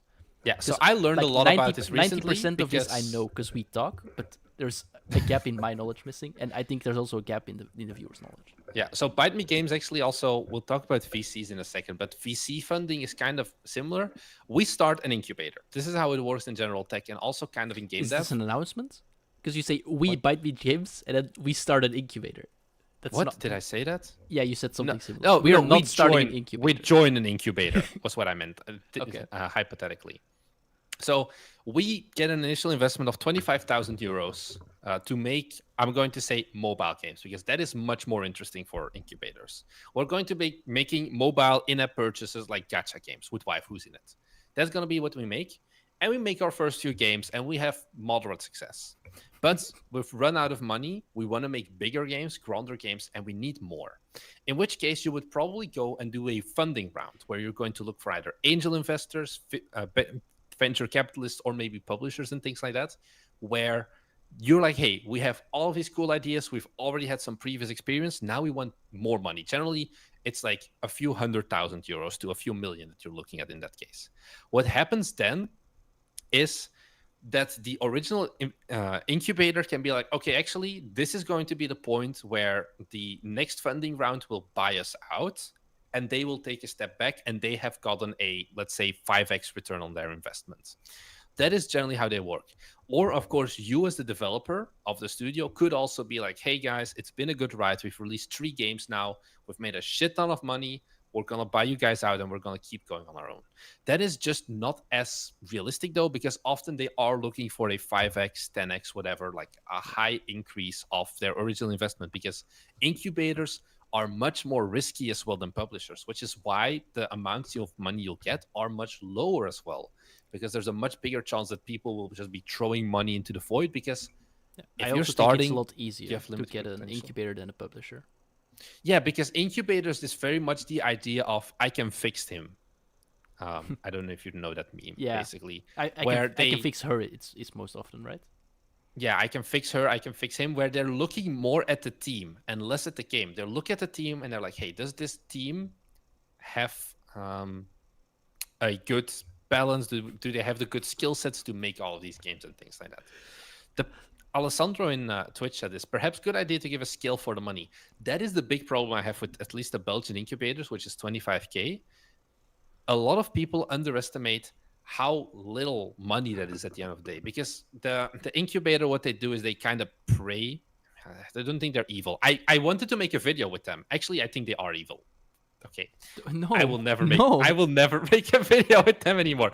I sent them an email once. They first ignored me, then I sent them a follow-up and they were like, "Yeah, we can," because I wanted to do a video where I actually visited them and talked about the entire process. And they were like, "Yeah, we can do that, but we need to make sure that you don't say bad things about us and we need contracts." And I was like, "Yeah, no, we're not doing this."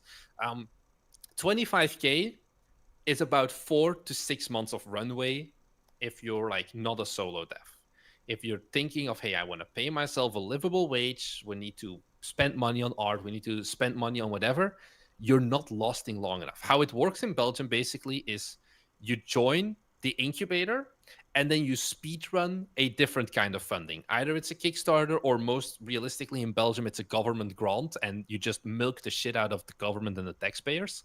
That is another approach. But 25K, you're not going to release a game if you're a somewhat larger team, like more than a solo dev, basically, with an incubator, with the cost of running a business, because they also want a piece of the pie. So that is something to watch out for. I think 25K is just not realistic. Yeah. What the incubator in Belgium at least also does, it like kind of they help another you. way. They help you and they sell you. They pimp you. Man, they hate me now at this point, but who cares? They will often also look at, hey, 25K is not enough. They know that. So they will add like, hey, we can find you companies to go and freelance at. Freelancing is a different thing, but basically they become your manager almost. They take away a lot of the strain that is not game dev, but I think there are some downsides if you have no idea how that works. It's something that Thomas and I and the rest of the Bite Me team, we pride ourselves on this because we went to school. We didn't study game development. We studied computer science, and our computer science like degree included a shit ton of management, accounting, all of that business management stuff, and we hated the shit out of it. But because of that, we can self-run this company. We can deal with the financials and all of that. If you go to the game dev school in Belgium, you get zero of that. You only know how to make game and nothing of the business side. And in that case, yeah, it's easy to sign over like, hey, 10% equity for 25K. Sounds like a deal, right? But it really isn't that bad. Is it a trap? I don't know. It's a trap because the studios still exist and the studios are generally okay with it. But I mean, especially if you're just starting out, you basically immediately start with a rating or like a net worth of your company of 250K. That's massive for just starting out. So, I mean, it does give you a boost. It has its benefits. I don't think it's a trap. You just should know what you're doing. For example, an incubator with us is probably not a good match. No. Because what they offer you outside of the money is also the things that Marnix just does himself. Like, he is a hustler. He goes to the events and he talks to people. They normally I do the accounting things, also. for example. And if you are struggle with those things, they can help you. It's great. But we are a bit quirky. We are not like the other game devs. Shut up. So, like, we do things differently. Like, we have been in a bit of it's not the only Nobody reason likes us. I'm oversimplifying it a bit, but we don't get government funding because we do not think. Okay, that's like a Belgian game dev is expected to. Yeah, they expect you to only think about the end goal, art, the vision, the art, all those things. And when we talk to them, we say, how much funding you need? And we say, like, well, realistically, we can do this and this and this in this time frame. And they're like, damn, you miss soul. And we're like, no, we have realism. Yeah. Anyways, I think the thing with incubators is you have good ones, you have bad ones. It's very dependent on the vibes as well, because I have a sample size of one. DigiPen has some as well. The A16Z speedrun, but that one is 750K, but you have to go to San Francisco, and they focus more like AI and live service games and things like that. I think, though, this would be still it's still a good way to start. No, an important one. You cannot do this if you want to do this as like part-time hobby dev. Of course, that's out of the picture.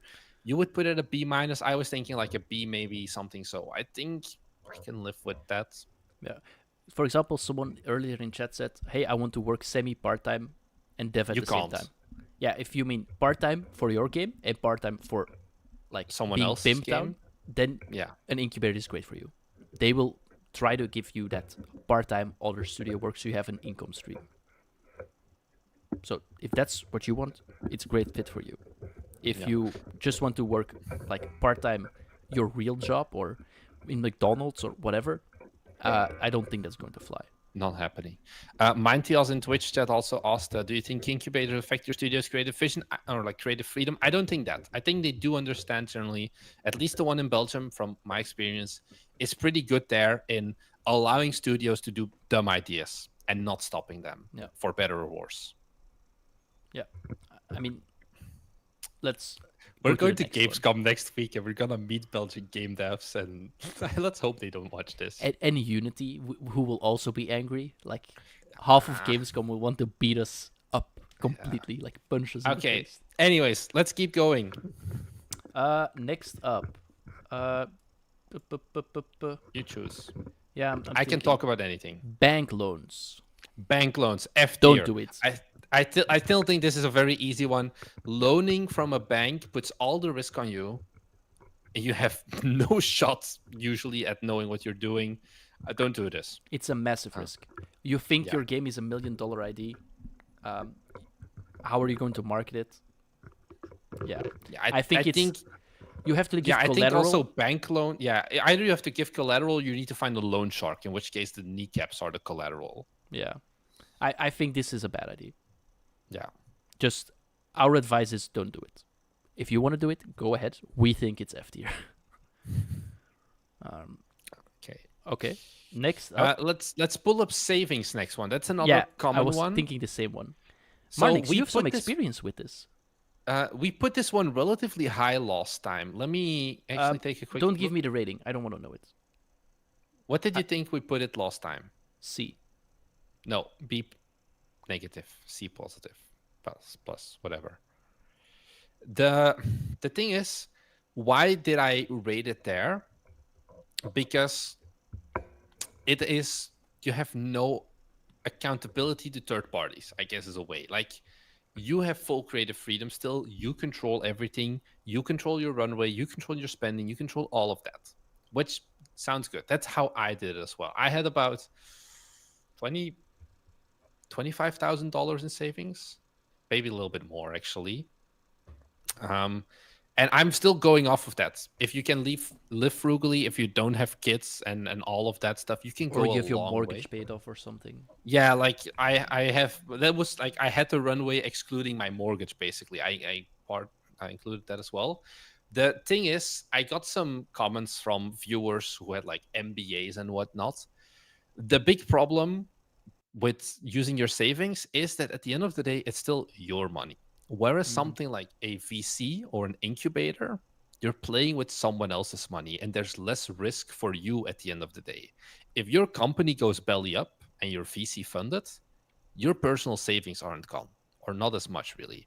If your company goes belly up, if ByteMe goes belly up, I will have nothing for it at the end of the day. I will have no money to show for it. I will have put all of it in there. It's all about the friends and games we made along the way. Well, good thing you didn't make any along the way. This joke again. God damn it. So I think it's a fair point, and I would put it more at like a D tier, because at the end of the day, it is a very high risk to do. But the thing is, Yeah. it's also the most realistic for a lot of developers to go off of savings, because it's the one you control the easiest, the one you have, like, you can. Honestly, it can be easier sometimes to save up $25,000 than getting $100,000 from a publisher in today's economy. I mean, it depends where you live, what your job is, blah, blah, blah. New 2 donation from Win Clark. Yeah. Monster for Thomas. Thank you Why for the does- monster. Why does Thomas get the monster? I'm here off my savings. Like, It's fine. a lot of people like giving me monster, and I love receiving monster. Thank you. you have issues, but I would put it at a D tier. Yeah, the thing Or is, would I? you say it's the most realistic. It highly depends on where you live, the job. Also, it's like I had a very like getting 25K in savings like I did. I had like a very high paying tech job. If you're a normal, okay, that sounds evil. We live in a shit economy is what it comes down to, and saving up that much money that you can actually, like, what was it, the guy who had $3,000 in savings who was going to make an RTS game from earlier, the comment on about r/gamedev. You can spend like a year trying to save up the 3K. It depends on your country and things like that as well. Depends on how, like, if you go to a hospital, it's like $10,000 in runway gone. So I think it's not the most feasible to always get as well. Yeah. I mean, if you can do it, It's you don't have to give anything from your company to someone. So that's great. yeah. The downside is you take the risk and you have to be able to do it. Yeah. Also, So Daddy Boxknecht, thank you for the follow. Yeah. The advantage that I also do think by going this funding way though, because you are the only person who's like responsible is, and it's something that we have done here at Bite Me because we didn't have any of those external investors basically, is you can shift and you can do things very quickly. Like, remember how last year, Thomas, we decided to cancel Ashes of Lyra? That would have not flown if we had VC funding, if we had incubators or whatever. Basically, one day to the next, we realized this is a dumb idea. Let's not do it. Same with Songs of Everjade. I think a lot of people who would be investing in you would look at it and be like, okay, keep working on it still. We have full creative control. We can be like, okay, no, actually, Ashes of Lyra, no, Songs of Everjade, not gonna be it. We didn't have publishers or whatever. We didn't need to look at that. We can just be like, okay, let's go. That is the one big thing that I do like about this. Yeah. Although you also have that a bit with do you even have it? Yeah, Epic Mega Grants are No, pretty I think you need to lenient. release. No? No, I don't think you need to, like, what are they gonna do? Ask the money back? I mean, maybe. The epic mega grants, they do, I think it's like they ask you to do work on the game, but they don't expect you to release it because at the end of the day it's like 25,000 or something.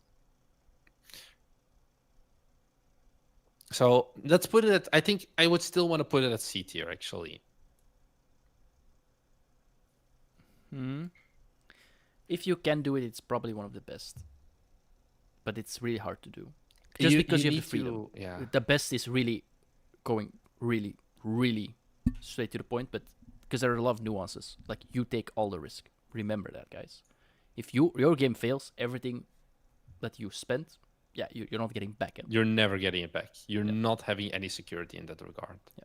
Talking about this, Marnix, do you regret it? Because this is your approach. This is the way you tried to tackle this beast. So this is how we started, Thomas, but we kind of shifted with, we'll talk about Patreon in a second, maybe. Wait, what do I want to say? I asked what if you regret it, because we did kind of mention it earlier, but I don't think Do we I gave a regret clear it? answer. No. Would I do it again? No. I don't think so either. I'm in here now. I've made my decision. I do not feel like, oh, I wish I could go back to the old days. But I think knowing what I know now, I think I would have I think what I would have done is I would have saved up more. Is the only thing I would have changed. I think I would have gone for almost double if I could, and then done it. Yeah. Yeah, So makes sense. I would have gone for like 40, 50K in runway, which would be easily 2-3 years. And I think if you have that much time, you can do a lot with it. Yep. I think that's the thing I would change. I would have saved up more. Yeah. Just so you had a better shot, because you can try longer. Yeah, and you have like less stress basically, less panic, all of that stuff. Like, Okay. I can't sleep. Like, I stopped being able to sleep when I started going on savings, basically, is what it comes down to. Yeah. So how the company performs is now also your livelihood at stake. yeah. So then maybe the next one, why not work part-time on game dev? That leads us to the following one, maybe, Thomas. Freelance, which is a very common approach that we see. For me personally, why not work part-time on game dev? Because then I may as well go and do tech again and earn more, have better working environments and things like that. The reason I want to do this, going full-time on my own game, is because I enjoy this. I do not want to first find work for other companies, which I don't know if you've seen, but right now, like 50,000 people have been laid off in the last 2 years that are all looking for work. First of all, good luck for me with no game dev degree, no game dev related credentials really, to find freelance Forge work. industry. Yeah, that's I don't think Forge Industry gonna sell a lot of people. Yeah, and second of all, it just wouldn't be. I called. We would just be paddling around. There's this saying I often say in Dutch, which is like stilstaan is achteruit gaan, which is like standing still is going backwards. And I think if we suddenly had to be like, hey, I'm gonna work 3 days a week on like Starbucks baristas or something, and I make mean matcha lattes, and then 2 days or like 4 days, including weekends, actually, I work on my game. The cost, like, you're not going to be like whatever it is, 3/7% less effective. It's going No. to be much more. You're going to be 50, 60% less efficient because you're doing all of these switches, your energy is being drained, and all of that basically. So then I've told this to Thomas before. We are not going to do freelance in like the traditional way, at least. Um, we would just close up shop at that point and be like, hey, we've given it our all, but it's not gonna be it. I think that is the main idea we have there. Yeah. So how does freelance work? It Also, is the thing maybe though. can I? Oh, yeah, of Something you need course. to keep in mind is if you want to work 3 days a week for another company, for example, you have to make that happen as well. Huh? No company is just going to be like, here is work. There is like a job shortage. You have to find work first of all. Even if you do that, you need to network. You need to find. You have connections to get like. There is such a hard market for you right now. Like the job market, so many layoffs. How are you going to compete with 5,000 or whatever the number is? Don't quote me on that. Blizzard employees who got laid off like a week ago. Also, don't quote me on the week. I'm just making an example, guys. Don't kill me. But there are so many layoffs, so many quality people that are now being laid off. They are starting their indie game New journey 2 donation themselves. from Win Clark. This is really confusing. Marnix made me feel bad. Thomas gets $1.75 for his monster. Marnix can have 25 cents for his savings. You are a legend. Thank you, Wayne Clark. Yeah, thank you. So what I was saying, you need to find work. You have to compete with people that are probably more skilled than you. Even they can often not find work, so they go into indie. So how are you going to out-compete the people that have so much talent? Like, I know I could not compete. That's just the honest thing. Because I just don't have a game dev degree. I'm a software engineer. I can work for an IT company, but I don't think I could work for like a freelancer for another company in this economy. Faux Ryan is like, have you considered stealing? I have been looking into making ransomware actually, and another plan we have soon is for Bite Me Games to start calling people 75 years and older to convince them to write us in their will. Those will not be on the tier list though. So you can expect an update for that in a few months. Yeah, exactly. Even if you are better, you don't have the portfolio to prove it as well. Yeah. So I think if you do have the experience and if you do have actual good level game dev chops, I think freelance can work. It's just for us as a company, it doesn't really. It doesn't make sense. you also lose so much time. Like this is one of the only and things that's on it's the also list the thing where you lose like half your time. Because with an incubator, they give you money and they maybe give you freelance work. But for example, your savings, your bank accounts, your grants, your Patreon, whatever, they will not cost you half of your work week every week. And you lose so much, like your game will take twice as long now. At least, which is such a big downside in my opinion.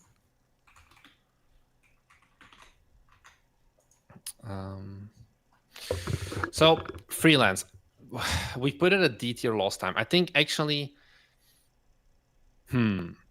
if we're looking at the average Bite Me viewer, it's still D tier. If we're looking at a game dev with a game dev degree or with game dev portfolio, or game dev skill, I think it's a C tier. But I think also the current environment, the current state that the world is in, would you maybe actually even put it lower, actually, because I think the chances of finding freelance work are so rough right now. Mm-hmm. Yeah, I think I know no one in our studio could compete. I think for freelance work, there are so many better options on the market. That includes me. Like, I'm not the better option. I mean, I could not compete. Um, so where do you want to put it then? D minus? B? What? No, D D. minus. Yeah. Okay. Yeah, D minus actually. Okay. Uh, yeah. Um, Which what one is the should? jacket one? Venture capital. We can go through that. I think it could be an interesting one because last year when we made this list, I had never actually spoken to venture capitalists. It was more of a hearsay thing. Back in June, I think. Was it June, Thomas? I talked to you about it as well. Where I was Mm-hmm. like, hey, this is something I want to consider. Because, guys, we're open about this. Like, we're not going to be gone like tomorrow. Like, we're not there yet. But it is something where, hey, those savings go down. And it's We like, are okay, how exploring a lot of options on this we are screen right exploring a now. lot of things right now to see how do we keep this going. And one of the things that I wanted to do in June was, okay, Bite Me Games, our games maybe aren't wowza, whatever. I can live with that. But I think us as a company, I see ourselves a little bit as a media company almost to a certain degree.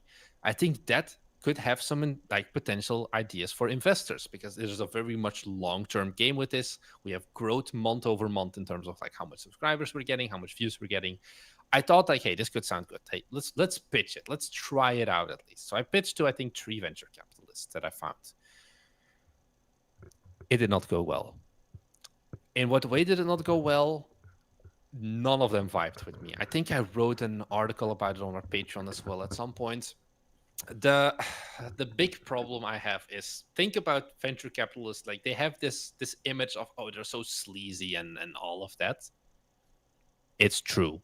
They are. The vibes were too off with all the VC meetings that I had basically. And that's the reason we didn't go for it.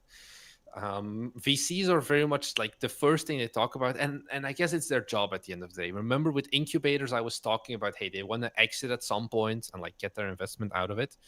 The same is true with VCs. On the first meeting you're gonna have, they will already be talking about how are we going to get the exit. When do you see us being bought out? Which makes sense because they're going to be putting a bunch of money into your studio and things like that. Also, VCs, something else that I have learned is the way you have to approach venture capital. You don't get one VC normally. There's this book actually that I have right here. I made a book club about it, long-term game by Joachim Acheren, that talks about funding rounds for venture capitalists for your studio and things like that. And the thing is, venture capitalists want money, and Steam games do not make that much money. Also, my camera is zoomed in so much. I just noticed. I will quickly fix this. Sorry for that. I'm just annoyed by it. So that is a thing as well. And that means that a lot of venture capital is actually not focused on the PC game side, but more on mobile games and web games, where you have more of a live services approach, where you have more of a in-app purchases, daily active users, KPIs, all of that stuff. Because that is the stuff that at the end of the day is going to earn much more than PC game dev. You can look at things like cost per user acquisition, look at the total amount of users basically are playing your game. That is what VCs are looking for. That's the stats they want. Do not go and pitch a vision to a venture capitalist. This was not what I wanted to talk about, though. The thing is also, you don't get just one venture capital. You do an entire funding round where you have to work your way up, where you go to you basically convince Thomas here. I'm going to be like, Thomas, sign this piece of paper where you want to invest $25,000 in me. And I'm going to take that and I'm going to go to the next venture capital firm and I'm going to be like, hey, you want to join in on our investment round? We already got, what is it like? Let's say 25K here. I have the proof. You want to do another 50K, and then you take, if they approve, you go to more and more. And you generally go to, like, most rounds are like 3 to 5 VCs at least. And they all pull the money together. And all of them you need to convince. It all takes a bit of time. All of them need to be on board. All of them need to see the numbers.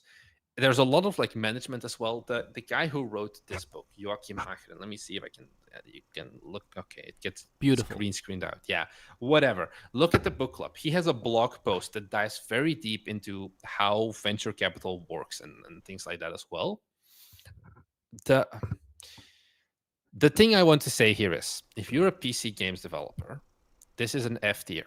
If you're a mobile games developer, it's an E tier.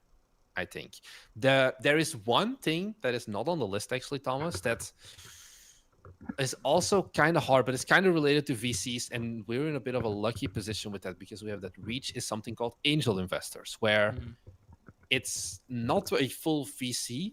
It's more people who've had previous success. New 30 donation from Brian. So Marnix doesn't have to eat grass and street cats in his green cardboard box. So Thank you, Brian. Brian here is basically an angel investor, you could say. Except angel investors generally are between $10,000 and $25,000. We've been approached by a few at this point over the past a little bit more than a year, and those can be a good idea because those often they have the vision and things like that, but you can't find them easily. You have to find them basically, and they're very low key, they're very hidden. If you can find it, that one does help. But angel investors are better than venture capitalists. It's all of a big group, but at the end of the day, I think if you do not have much of a established reputation, so to say, it gets really hard to get all of these things. So honestly, I would put them still at an E. I would put them at an E. I think bank loans are still worse. I've learned a lot about venture capitalists. They're not as evil as I thought they were, but they're also not the greatest. There's still a lot of Where issues were they with it. last time? They were F tier last time, together with bank loans. Because last time I was still very much of the, oh, they're only in for AI shit and whatever. I think now they're that in it for the money. they're in it for the money, but there are still valid use cases. I've talked to a bunch of them. Sure, the vibes were off. It didn't match for us, but it does match for some studios at the end of the day. So If you're you not want to sharing make your screen, Raid I Shadow think? Legends 2, then it's a great thing to do. If you are making Guild Architect, it's probably less of a good idea to do. I think, it depends on what your goal is as a studio, what games you want to make. No. Okay, what are we doing next? Let's just do the EU. Okay, let's do EU. So this is not the EU as in it's government grants, right? Yeah, we're talking about government grants. In Belgium, if you're from the US, I'm very sorry. This is not going to apply to you. I'm going to try and keep it short. I immediately see 5 viewers leaving. I feel like that's just pure chance. In the EU and some other countries as well, Japan added one recently as well. There is this thing called government grants. UK has it as well, where Australia has it through Screen Australia, where generally a country's like film department has started evolving into doing grants for game development and for businesses. You can do general business grants, but mainly the game dev grants are bigger.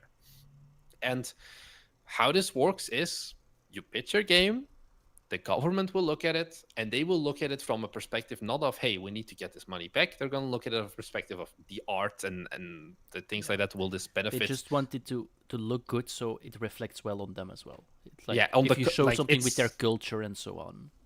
It's like Larian. Larian did not get Larian. Larian kind of has this weird relationship with the Belgian government, but Larian, the makers of Baldur's Gate, is a Belgian game, and games like Baldur's Gate 3 are great for the reputation of Belgium. It's something that we are too peanut brain to understand, like with us all game developers together. But like if you look at politics and things like that, it's at the end of the day, it's worth it for them. So that's where these government grants come in. We have country-specific ones. So Belgium has ones through the Flemish Audiovisual Fund. Also, like more general business ones to Flanders Investment and Trade, which helps you if you want to export and things like that.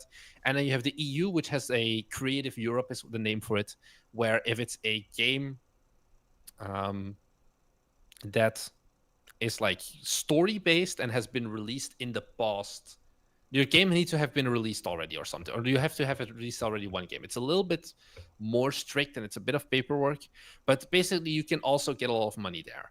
Generally, the amounts of funding we're talking about is for the Belgian government, it's 25,000 euros for prototyping, And then production, once they approve the prototype, can go up to 400,000, and then you can get another 50,000 or 75,000 or something for marketing, and all of that combined. Belgium is one of the leaders in terms of how much money you can get from the government grants. Creative Europe is, I think, between 100 and 200,000 dollars you can get in total for it, or like euros.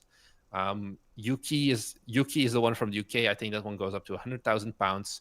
So it can give you a lot of money. And the thing is, it's often very much low strings attached. The Belgian ones, for example, from the Flanders Audiovisual Fund, you don't have to pay them back. If you can pay them back, it would be nice, but they're not like a publisher where they take a recoup.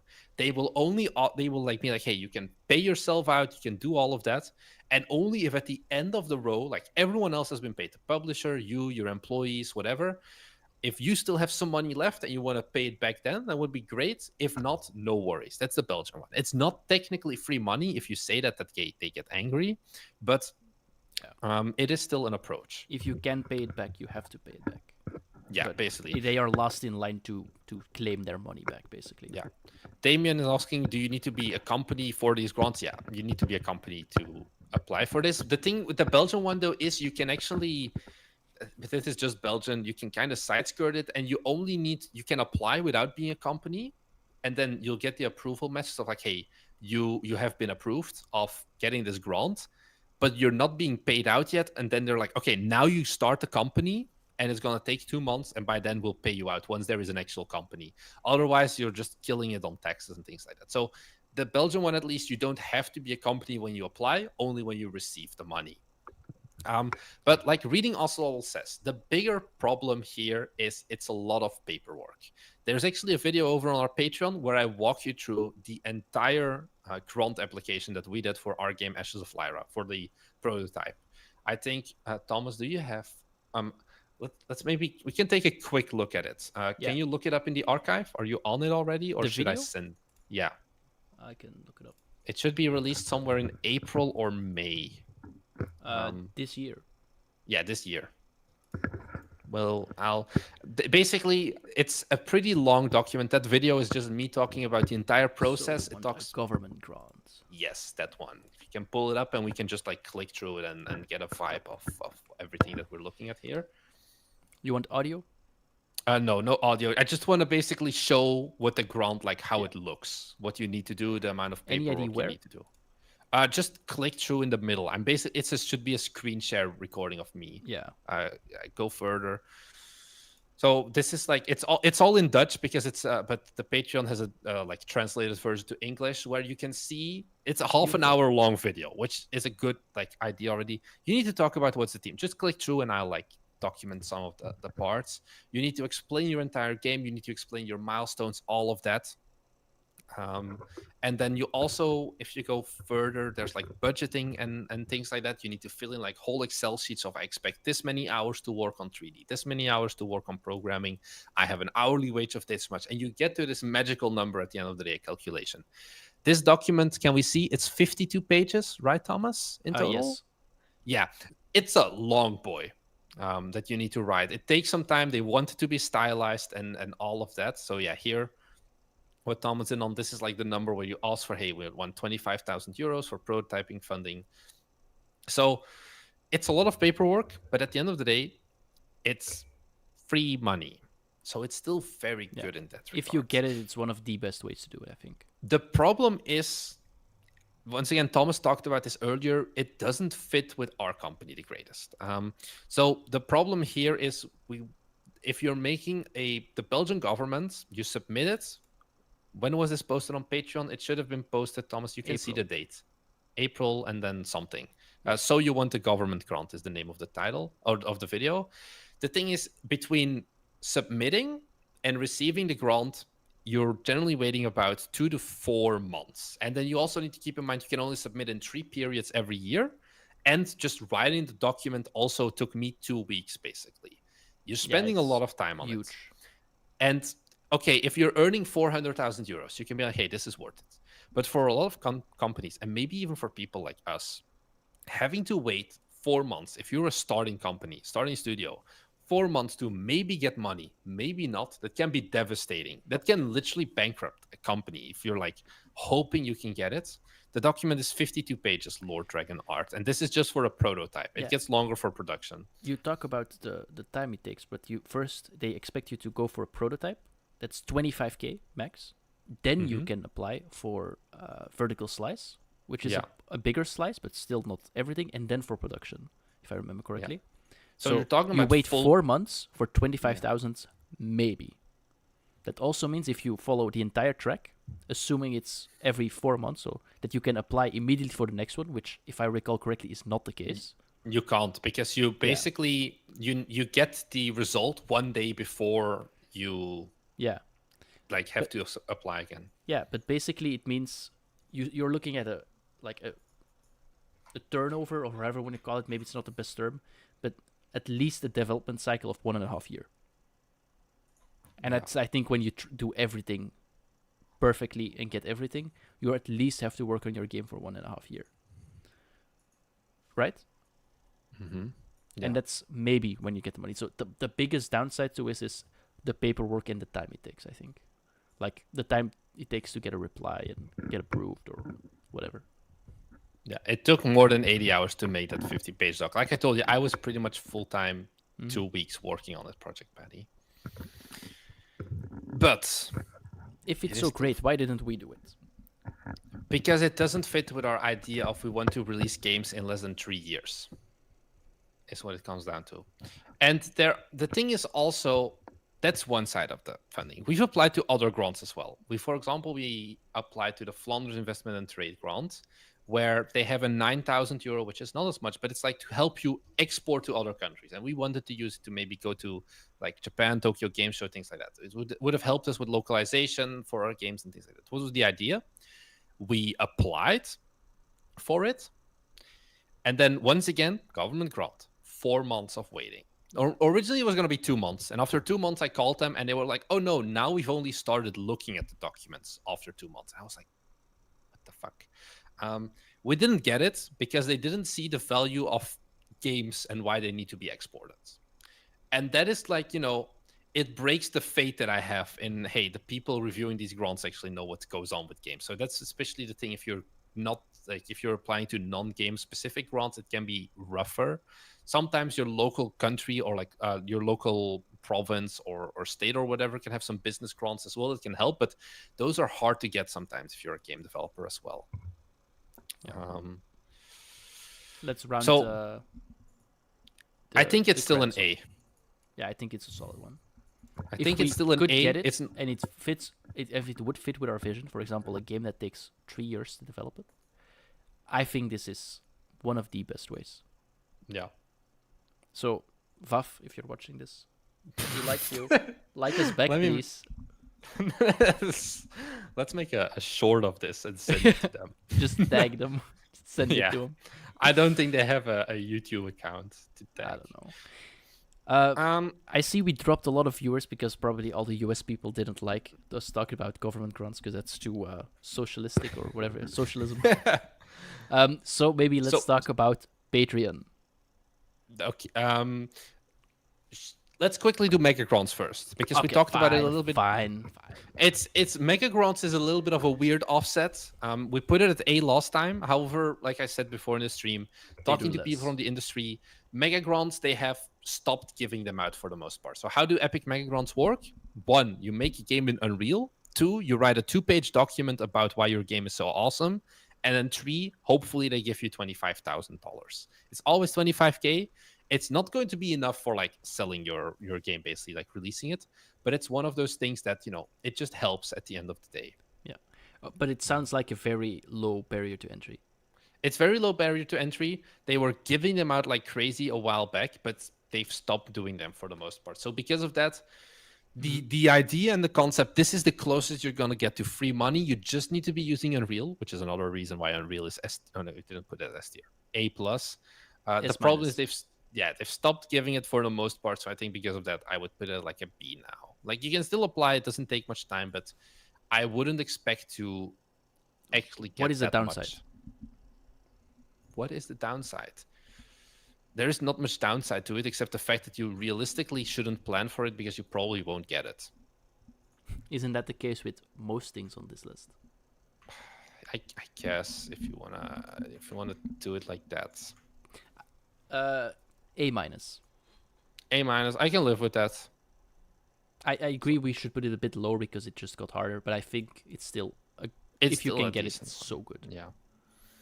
It's not exclusive words. It's not exclusive for Unreal. Someone says. Really? We will check that because that's big. I feel like you should be. Maybe it's you also need to release on Epic Game Store. Maybe then. I doubt that one. Help make games with the program that's promising the product. Okay. Who's eligible? The small teams, indie games, creating open source, blah blah blah, film, blah blah blah. Where does it say you can do anything else but Unreal? Is my non-Unreal Engine project eligible? Yes. They just straight up put it in their FAQ. That's big. If you want to develop a project that enhances open source 3D content creation, whether or not it integrates or lets you, you're also eligible. All right, so you can always apply. That's pretty cool. Hey, Tim Sweeney, good job. Can you give us $25,000, please? No, but okay, that's pretty cool. Do you want to bump it up a bit because of this, or do you think nah? No. It deserves think the it's fine. place where it is, you know. All right, so A minus it is. All right. Next up, because I hear you're typing. Yeah. No. Sorry. I hope my typing wasn't too loud. No, it was fine. I think no worries. Okay. I You have just the need to talking pay attention. keyboard. Huh? You with your No, Zoomer brain. I needed to answer someone. It's fine. Patreon. Patreon. I need to. How sneeze. about you? You go ahead. I'm going to sneeze in like 20 seconds already. You know when you feel it in your nose? But Go for it. I wanted to ask you to just pull up our Patreon so we can just do a show and tell. I'll do it. Maybe I of, just like- suddenly shut up. Because I think Patreon, we don't hide the numbers. You can just see how much we earn on Boom. Patreon. And it's not a bad amount. Like if you're a solo developer and you're earning what we're earning on Patreon, can you? How actually realistic is that though? Yeah, that's the thing. It's not. But it looks cool. Can you maybe zoom in a little bit because you need to have really big eyes. Don't look at the money. Look at how much we're earning, like the top parts. How many patrons? How many? All of that. 267 posts. Jesus. Yeah, we do a lot of content every. we Did do you a summon video. the I did Patreon not. link? I think someone else did. Person who did dash. Alessandro. Alessandro did. Thank you for the dash Patreon. Good guy. Yeah, you can do it also in YouTube, and you can get the link to Patreon if you want, or Discord or whatever. So mine TLs is like, I think Patreon is a bit low since you have to give value back to your backers. It depends. You don't. We just do. Because I feel weird making a lot of developers treat Patreon like a tip jar. Thomas, can you look up Bo Pot of the Teal Lotus Patreon? Yeah. I feel like that's a long one. So we talked about this on ByteStream 2 weeks ago, where we talked about, hey, what's it called? Is it Humble from Games. the Lorebrarians? What? I guess that's a no. I'll be right back. Pot of the Teal Lotus Patreon. Basically, Humble Games shut down. It's by Squid Shock Studios. I got the link. I'll send it to you. Okay. Where are you? Oh, I found it. Yeah. Oh, And you I'm sent going it to anyway. send you a different link as well. 1 second. Please buy me some time. You can be a seedling, a bud, or a bloom for Squid Shock Studios. What do they give you? Because you said you always have to give something back. A digital thank you card and access to Patreon updates. They made 9 posts So this is a game, by the way. They 3 days ago. they were published by Humble Games. Humble Games suddenly just disappeared. Yeah. and now they're looking for more ways for funding because suddenly they have to deal with porting themselves. I sent you a second link, Thomas, because they have their things private, how much they totally earn, but they just have how many paid members. Okay. Graphtreon. Yeah, and it's like a way to figure out. So right now they're earning between $71 and $470 a month. It's a very rough ballpark because it's like assuming that not everyone has the lowest tier and not everyone has the highest tier. Let me see if I can actually quickly pull up. They have currently earned $250K through selling their game on Steam alone. This is chump change at the end of the day. This is a very big game, or like a moderately big game already. And they're having it kind of hard to get money because they have a limited social presence. They're mainly on Twitter, but Twitter doesn't convert as great. I think Patreon works great if you have two options. One, you're making adult-only games. Two, you're a YouTuber. And there's a very big difference in earnings between being a YouTuber. So interrupt you. Are you tapping your mic every so often? Maybe I'm just like moving it around. I just hear the sound. Yeah, it's kind of annoying. Okay, I'll stop. Thank you. Go ahead. YouTubers, adult only. Yeah, so YouTubers, because there you have that scale. Look at how much we have 30,000 plus subscribers, and we have 54 paid patrons. That's not a lot. If you pull up like other YouTubers, we're still earning more generally. Yeah, but for example, also because we put a whole lot of effort into Patreon, no? Because we put a whole lot of effort into Patreon, indeed. So you can put less effort into it, and you'll earn less as well, but you'll still earn something. I think an example is, for example, Sasquatch B has a Patreon as well, earns a little bit less than us, but has more members because our average like pledge per member is much higher because we offer like actual services through it. But you need to be a YouTuber basically. And the thing is, it helps. Patreon, don't get me wrong, it's one of our main income sources. But it's still very far from being the one thing that keeps us afloat at the end of the day. If you're making adult-only games, there's like so many of them that there's just shit tons of money, but it's a bit different. What are you looking at now? Oh, the Squid Shock still. Okay. Yeah. So getting people to actually convert through Patreon is extremely hard, guys. And I've had people, like I've talked about this with some of the Patreons, like, oh, just add more call to actions in your videos. The call to actions don't do much, actually. It's the only way I feel that our Patreons grow is just by getting more viewers, not by doing more call to actions. You just need more people, more eyeballs, and converting them. And that is something where you probably already have trouble getting wish lists, which doesn't cost someone anything. And now you want people to pay for like monthly updates, for example. It's very hard to do that. It can look extremely sexy to look at some of those game devs who have like 10K a month or something through Patreon. And it's like, oh my God, that's crazy. It funds the entire development. Sock Pop Collective. Can you find Sock Pop? Like write it like you would in Dutch on Patreon. They're an example that a lot of people talk about. And take a look at how much are they earning currently. 5,646. That's nice, right? And that's on top of all of their Steam releases, and they're a 4-person studio. They can do this pretty comfortably. The thing is, they're probably the biggest like non-NSFW developer almost out there, and they're cranking out games. Basically, you get like extra game.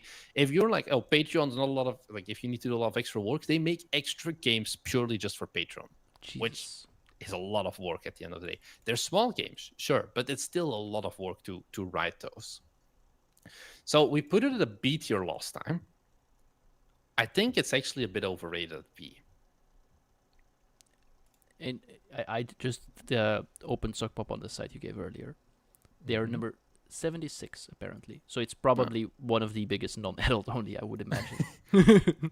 Yeah.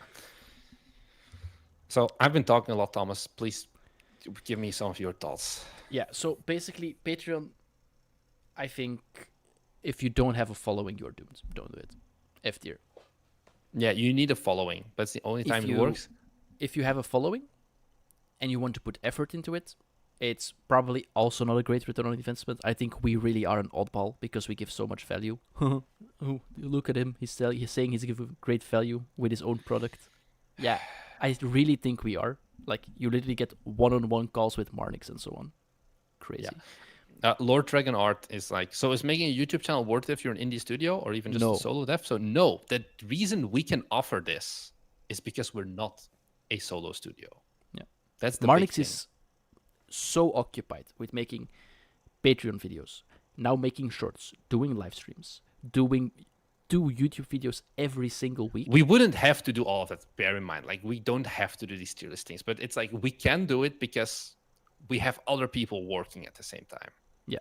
Like, right now, William is probably not working, but he worked today. Like, Yeah. he's working on Guild Architect. When I'm not sitting here on a live stream, or Marnix is not recording me for one of his weird videos once again, then I'm also working on our next game. Like, just because Marnix only works maybe 30% of the time on the games we actually make, doesn't mean that the entirety of Bite Me only works 30% of the time on our games. While if you, as a solo dev, have to do that, like, you cannot, as a solo dev, match Marnix's pace and hours in coding combined. Like, this is just strength in numbers. Yeah.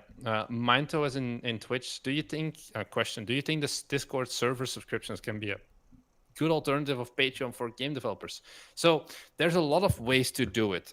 Discord apparently has server subscriptions. You have here on YouTube, you have members. By the way, you can become a member for €3 and then you get cool emotes and a B behind your name and nothing or else. even for free on Twitch if you have Amazon Prime. Okay, because Amazon Prime does not give you bonus content. Whereas with YouTube memberships, you have similar to Patreon. You can create like member-only posts and member-only videos. Then you have, of course, Patreon. You have things like Ko-fi. Ko-fi is actually, I think, so Ko-fi and Patreon are the 2 big ones. I wouldn't do Discord memberships or whatever. The thing, why did we go for Patreon? It offers a little bit more features. And the other thing is that Ko-fi is, I think, a little bit more people are scared of it. Patreon has gotten that market dominance of everyone knows what a Patreon is, or most people do. Ko-fi is a little bit less, like Ko-fi takes less. Ko-fi is better in that regard, and it allows you to do also upload videos, upload bonus text posts for your supporters, subscribers, things like that.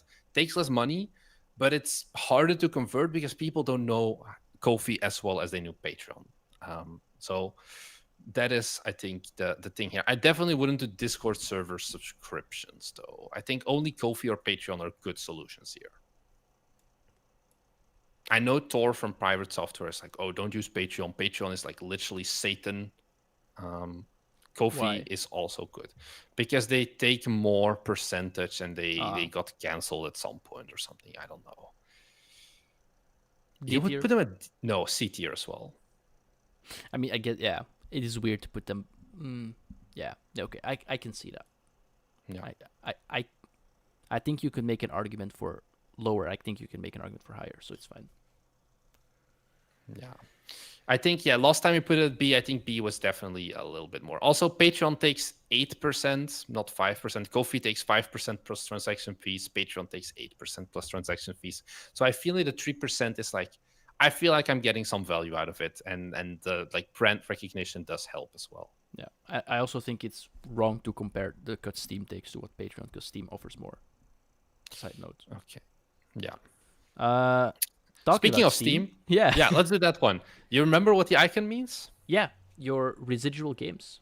Yeah, backlog sales. Yeah. I so think for us, it would be, for example, for actually, Thomas, can you do this? I need to pee. And I've been speaking too much, so you can just cover this topic, and I'll hop in a second. All right, just do a speed run and turn off your mic. Okay? Oh, my mic is this boy. I'm not taking it with me. Okay, perfect. You'll be fine. All right, so basically, what do we mean with game residuals? We released the game Forge Industry. Forge Industry still makes money. Even if it's not a lot, it still makes money. So every time there's a Steam sale, you see a little spike and so on. Now imagine you have 50 games. Like, a lot of small things make a big one. There's this talk, I mentioned it like so often, but it's a GDC talk. And there's a guy who's like, I've been an indie for 10 years. I never had a hit. How does he do it? He just releases a lot of games. And just his residuals make it so he has a steady income. I think this is a unique way to tackle it, and I think it's good. The downside, of course, being you have to have made games before. Like, it is impossible to do this unless you've made a game before. And you also want your game to be quite successful, or not. It doesn't have to be a hit, but it needs to sell. Like, it needs to constantly sell. You need to put it on sale to boost it, and so on. Also, Marnix being audio for Patreon members, I can ask, but I'm not sure. Rohan, you don't think the strategy would work anymore with Steam's updated algorithm? I think you can be right on that one, just because when you think about it, I think games devalue quicker in this day and age than a couple of years ago. You have more competition, more games coming out. So in general, I think you have a point there. So yeah, that's a fair point. I see Marnix is just returning. So he did a speed run to the toilet. Mind TLs, if you're a Patreon member and you can just send me a DM, I can get you the audio. There we go. I explained what I mean with it, what we mean with it, and yeah. Yeah. What do you want to also, say about this? Also, quickly, Lucky tries, how did EU get an A tier? We're not talking about the EU specifically. We're talking about grants. And there are grants outside of the EU. The EU is just the leader in that of it. You talked about residuals, making games, putting them on Steam, getting some money from it. Bada bing, bada boom, you're rich, right? So you're not going to get rich. I think the thing with Steam is the closest you're getting to passive income of anything on this list. And passive income is this thing on YouTube that everybody loves and everybody tries to sell you and all of that. The thing is, we're still earning money from Forge Industry, even though we haven't touched it for like 9 months at this point, I think. I think our last update was something like that. It's been a long time. Are we earning a lot? Nope. No. Yeah, I explained it with when there's a sale, you see the little bump, but it's not a lot. Yeah, we talk about it on Patreon. Yeah. Patreon, great source. Yeah. Something maybe but yeah, that was mentioned while you were gone. Someone, I mentioned, of course, the GDC talk I mentioned so often about the guy never making a hit and just having a lot of games with just steady income, basically. Yeah. Someone mentioned that he thinks that the strategy will not work anymore in this day and age, basically. I kind of agree with him because I think games deteriorate faster just because there's more competition. And it's easier to get buried in the pile. What do you think? So, your games will still sell, though. Yeah, just they will drop significantly, but especially things like sales, weekly sales are a big one. Themed festivals, like Steam does the themed things like Endless Replayability, Capitalism, and Economy Fest. Those are going to be the ones where people buy your game. When you're not on sale anymore, then nobody will buy it. But when you go on sale, there's always some people generally who buy it. And it's not going to be a lot, indeed. And I think definitely also we have our audience, which gives us a bunch of wish lists as well. But, just make a good game instead, and you'll get that as well. But I think this is still a very good thing. Will your games drop in like how much they sell? Yeah, but you're not working on them anymore.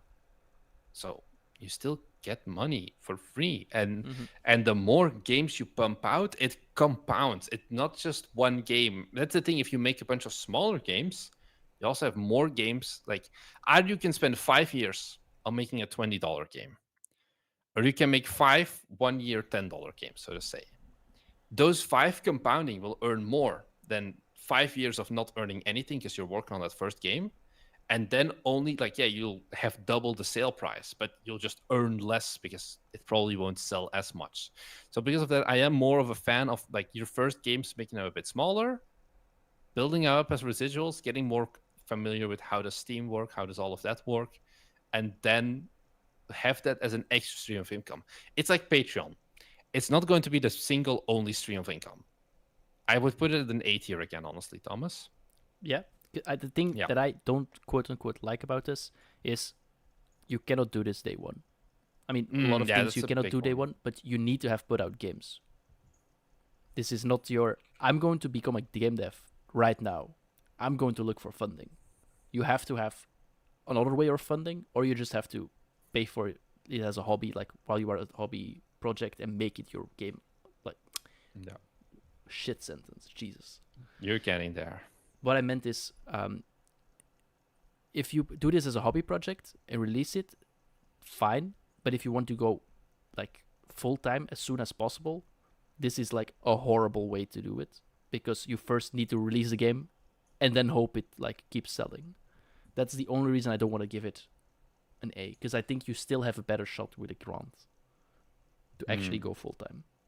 Yeah, like to start Especially if you with. need to compound things. Like if you talk about releasing multiple games to get it rolling, it's a lot of time.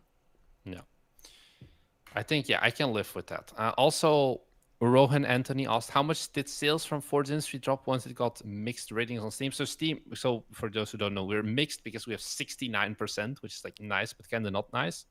The thing is, we only got that 69% Really because, yeah, really late. So there was no noticeable drop really anymore, because we've already, like, it was more than 6 months after release, basically. And most of our sales had calmed down. There was no impact of, okay, damn, we dropped to the orange mixed. We're not selling anything anymore, basically. Yep. All right. We have 2 left. Which one you want to do? Both of them are giant. Oh God. You think so? choose. You choose. Wait. So we have left crowdfunding Publishers and crowdfunding. All right. Let's do crowdfunding first. Okay. So, Patreon. You need a crowd for crowdfunding. Did you know? Yeah, maybe I'm going to stop talking. I'm going to let you do this one again. I've just been yapping too much. I mean, you always yap.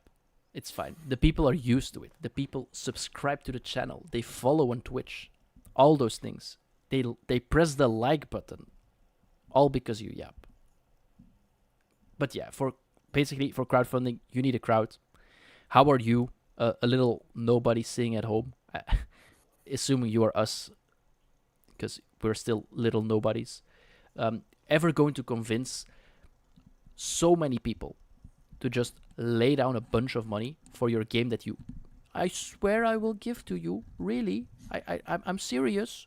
Trust me, bro. You have my trust me, bro guarantee. This is happening. Like, you sell a vision instead of selling the vision to an incubator, a publisher, a venture capitalist, whatever. You think, I don't want to convince 1 or 2 people. I want to convince 1,000. Yeah, good luck, bro. I have a video on Patreon that is free, actually. I'll find the link for it, where I actually do some Patreon breakdowns, Kickstarter breakdowns, sorry, of like how much work you put into it. Because one thing people don't often remember is that Kickstarter actually costs money. And you're like, huh? No, Kickstarter doesn't cost money. They just take, like, after you've already been funded, at 12% or something. No, you need an audience, right? And pretty much every Kickstarter is forced almost. I just put the link in YouTube chat already. I'll see if I can get it to Twitch as well. You can do it. Is forced to spend money on things like advertising. The developer of Nightstones, it's a game dev YouTuber, devlogger. Maybe can you pull up his Kickstarter? Can you repeat the name? Nightstones. Kickstarter, right? Yeah. An open world adventure by Yes. Advanced 9. He has, I think, 40,000+ subscribers on YouTube. 1,000 backers, 36K. Yeah. And he did some breakdowns. He spent like 8K upfront on advertising. That's a big gamble if your game does not get funded then, because you're not getting that back. Like, yeah, you'll get some visibility. The meta for how does Kickstarter work has changed a bit, because remember, games like Hyper Light Drifter and Hollow Knight have been Kickstarter funded as well, and they've had successful Kickstarters. The thing is, that was 2014. That was before people realized, oh no, half the things we fund are never going to ship. So now what you see with game dev, can you also pull up Outbound? It's a current Kickstarter. Everyone is asking for like 20, 30K only, because they realize that there's just not as much money in it. You're not getting 150K unless you're the people like Stormgate by Frost Giant Studios, which is like made by ex-Blizzard people, and they're making StarCraft 3 basically. And even that game has been kind of disappointing so far from first reviews. They will add fishing at 130k. Every good game Yeah. has fishing. So, can you go back up again? Sure. How much did they ask for? 30k. 30k. So once again, they're asking for lower numbers. Also because it's from a marketing perspective, it can be like what they did is like, oh, fully funded in 2 hours and all of that. Kickstarter is you can go very deep in it. It's not something you can just throw up willy-nilly. These things take months to prepare. And literal months. Like your store page, you can shit out relatively quickly on Steam. Your Kickstarter, you cannot. You need a lot of custom work, custom trailers. Outbound, like they did a PR tour where they went to channels like Thomas Brush. They messaged us as well to be like, hey, we're planning to launch our Kickstarter soon. You want to like have us on for a video and we can like collab and promote and all of that. Another book that I made a video about, the GameDev Business Handbook, has like a 20-page chapter on how to do crowdfunding, how to do things like your pledges and all of that, really. It goes really deep. Don't underestimate how it works.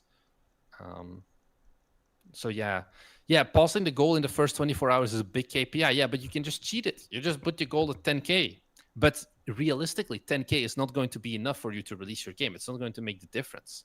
It's just purely for the marketing. But then you can have the issue of, okay, cool, I think in case of the Advanced 9, he had like 20K before tax at the end of the day. And he now has to create a game for 1,000+ people, and he has to give them updates. He has to do all of that. It's a lot of extra pressure that you're dealing with that you need to keep in mind as well. All right. Maybe let's give them a quick explanation on why we don't do a Kickstarter. That's maybe a great example as to what is quote-unquote bad about this as your funding source. Okay. Why don't we? I literally asked you the question. But you wanted to give it as an example.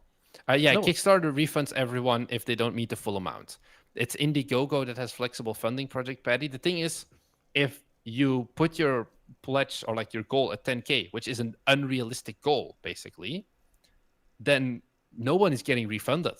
And you also have like, this is like, I don't have examples, but what you do see with like general Kickstarters, like, someone will at the last minute, let's say there's like 4K missing out of the 30K, someone will pony up that 4K because it still means they can take the 26K of real money from real backers and keep that for themselves, because otherwise they would end up with nothing and they spent money on ads and all of that and advertising agencies. So why don't we do a Kickstarter? One, shit ton of work. Yep. Second of all, you need to deal with that community and you need to keep them updated, and gamers are fucking mean. Game developers, like you guys, I can sometimes live with you. Sometimes you're a bit, but gamers especially are really not very nice. Also, Lucky Tries. Yeah, it's against the TOS to do that, but what is it going to do? If they do it, like, you need to really be found out, basically, for like trying to manipulate the thing. It's not allowed. Yeah, but it doesn't mean it doesn't help. You need a game also that's worth supporting. Does that mean that you don't think our game is worth supporting, Trico Blunt? Is that you what you're need to saying? ban the guy, or No, he gave us a dono. We can't ban him. Also kidding. Yeah. This is a free country, a free stream. You can say whatever you want, except mean things. Then the bot will ban you or time you out or whatever.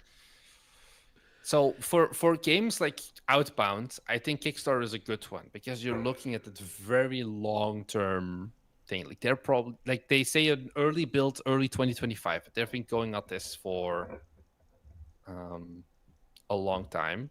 Mm-hmm. So I think it doesn't fit us. It's too much work. You need a community, I still feel like, because if you start from nothing, you need to throw a lot of money against it. We do not have the capital for it. Yes. I have hot news. Do you know, what is it? The PewDiePie used to do like a news show, right? Sure. What is going on, everybody? Welcome to ByteStream. We have an update now. Steam just sent out an email with their new helpfulness system, which has just been rolled out officially to everyone. Thank you so much. Wait. Are we doing now? Aren't we going to do it Saturday? We talked about this last week. Remember that it was spotted in the wild, and I just got the email that it has been sent out. I have a lot of topics about Steam, so guys, please tune in on the Byte stream now on Saturday. I have a lot of things to talk about, but 8 I p.m. just CEST. yeah, You can figure out just what came time it in, is for you. so Okay, but it's a hot topic. You guys will have to wait for the Byte stream, though. yeah. So, anyways, yeah. What were we saying? There's also Trico Blunt says as well. Guild Architect is too ugly to be kickstarted. Yeah, That is I the can way see that. Kickstarter works that way, unfortunately. Outbound, beautiful game. The games you see getting funded on Kickstarter are often very, very pretty. It's games like Spilled, it's games like Outbound, it's games like Advanced Nines game, which is also really pretty. If you do have a game that does not look like Kickstarter, is just Steam marketing, but 10x harder because there's no game yet. There's just hopes and dreams, and that's it, really. Yeah, I completely agree. And I think also some genres will almost never get funded on Kickstarter, just like Yeah. on Steam. It's the same thing. Like can you Your pull visual up the... novel, I don't think is Yeah. going to get funded on Kickstarter. Some of them do, but once but again, they have the adult only. something in common. Yeah. Yeah. Yeah. I think in general there are better ways. So it can definitely not be too high. Yeah. C? C minus. C minus. I can live without. Yeah, I think that's fine. Because the thing is also, I think we talked about this last time. With Kickstarter, you're doing a one big push, and it's an all or nothing approach. Yeah. Whereas Patreon, you can build up more slowly, and it's also more stable and steady. Like, we can assume that, hey, we're not going to churn 20% of our Patreon users month No. over month. Yeah. Are you guys going to cover the Godot 4.3 release in the next Byte stream episode? Tune in, and you will find out. All right. I don't think we will. We'll see. If there's anything interesting, it maybe, but I mean, we will see. It's not. We will We haven't see. decided yet. Just Yeah. join. Just be there. We want viewers, please. Maybe just for you, we will talk about it for 3 seconds in the after party. If you once again remind us, hey, you know this release, and we're like, yeah, we forgot. That's the 3 seconds then. anyways, publishers. And Is then the- we can sleep. Wait, we still have one tier list to do, no? No, we're doing publishers and then I am gone. You We- can do the last tier list on your own then.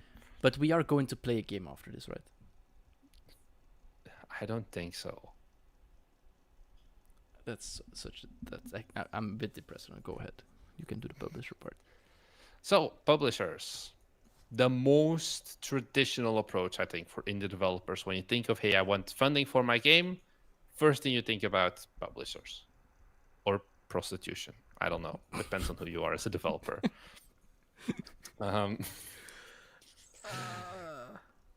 So,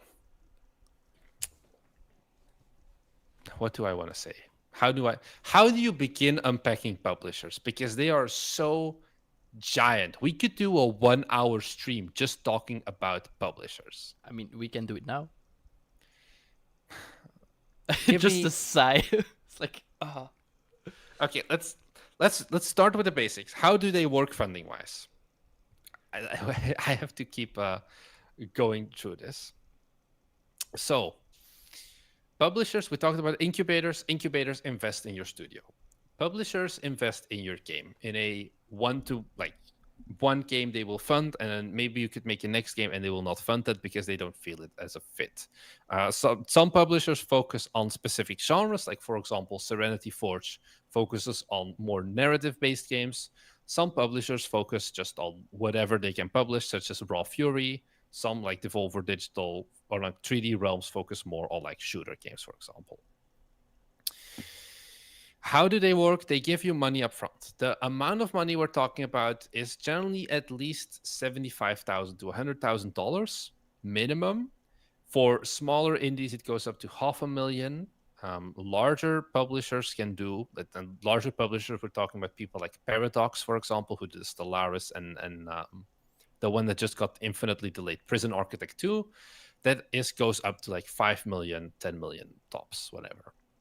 Those are some pretty crazy deals, but those are also deals you probably won't get. How do those deals then work? They work with recoups. This is a big thing.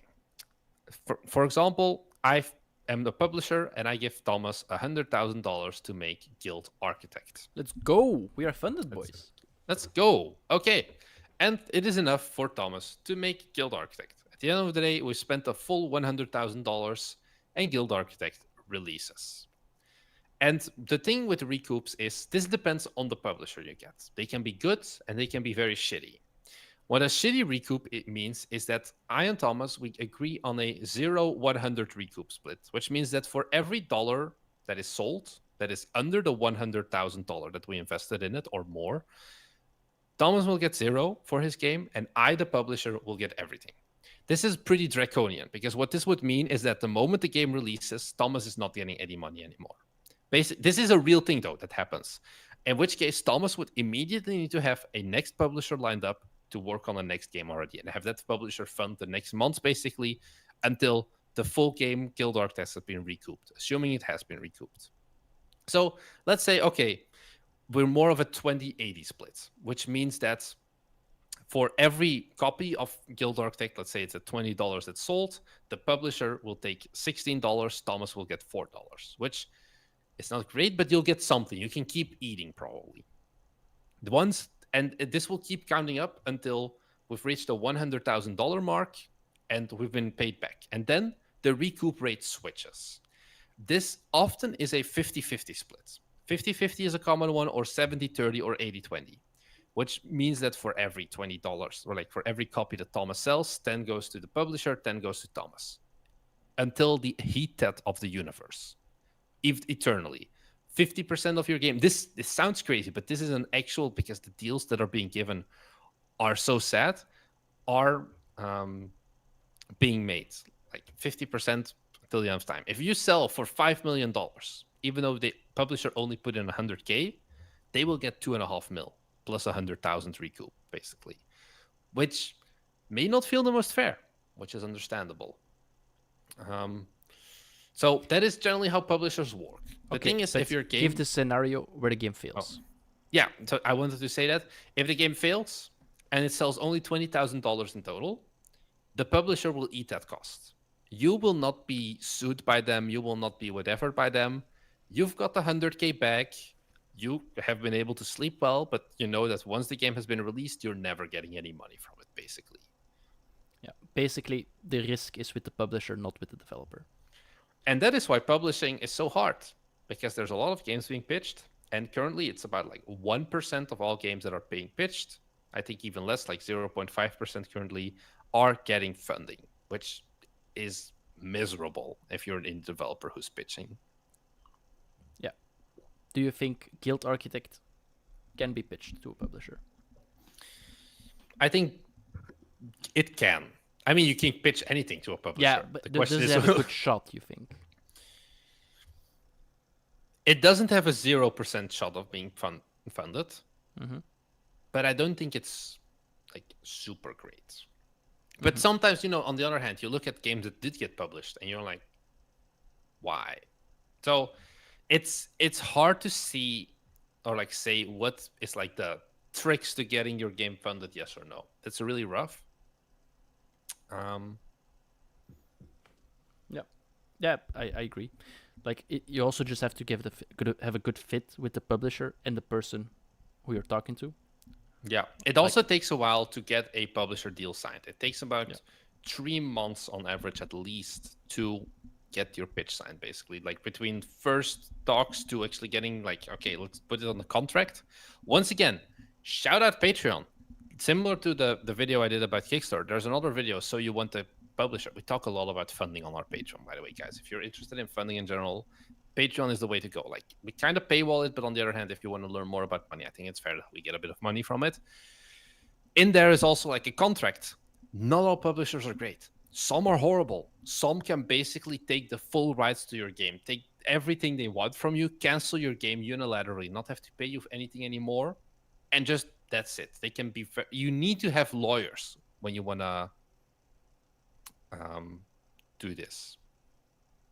Like, because the contracts, they're very sleazy often, or like there's a lot of like small loopholes and all of that basically that you need to keep in mind. And it's something where you can't do it as a normal person anymore. You need to get lawyers involved. It'll probably demand you to get lawyers involved just for protecting your own ass.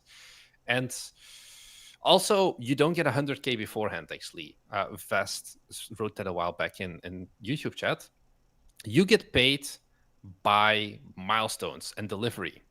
So what that means is, okay, Thomas gets $100,000 signed for Guild Architect. He's not getting $100,000 the moment we sign that contract. He's going to get $10,000.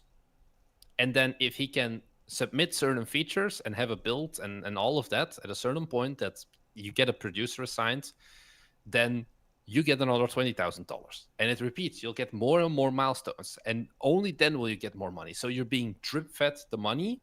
And the problem is, if you are going overtime, well, you're not hitting that milestone, which means you're not getting the money you were planning on. So you can't go overtime because the publisher doesn't care. You don't have the milestone. You're not getting the money. So it can be pretty dangerous is maybe not the right word, but it can be.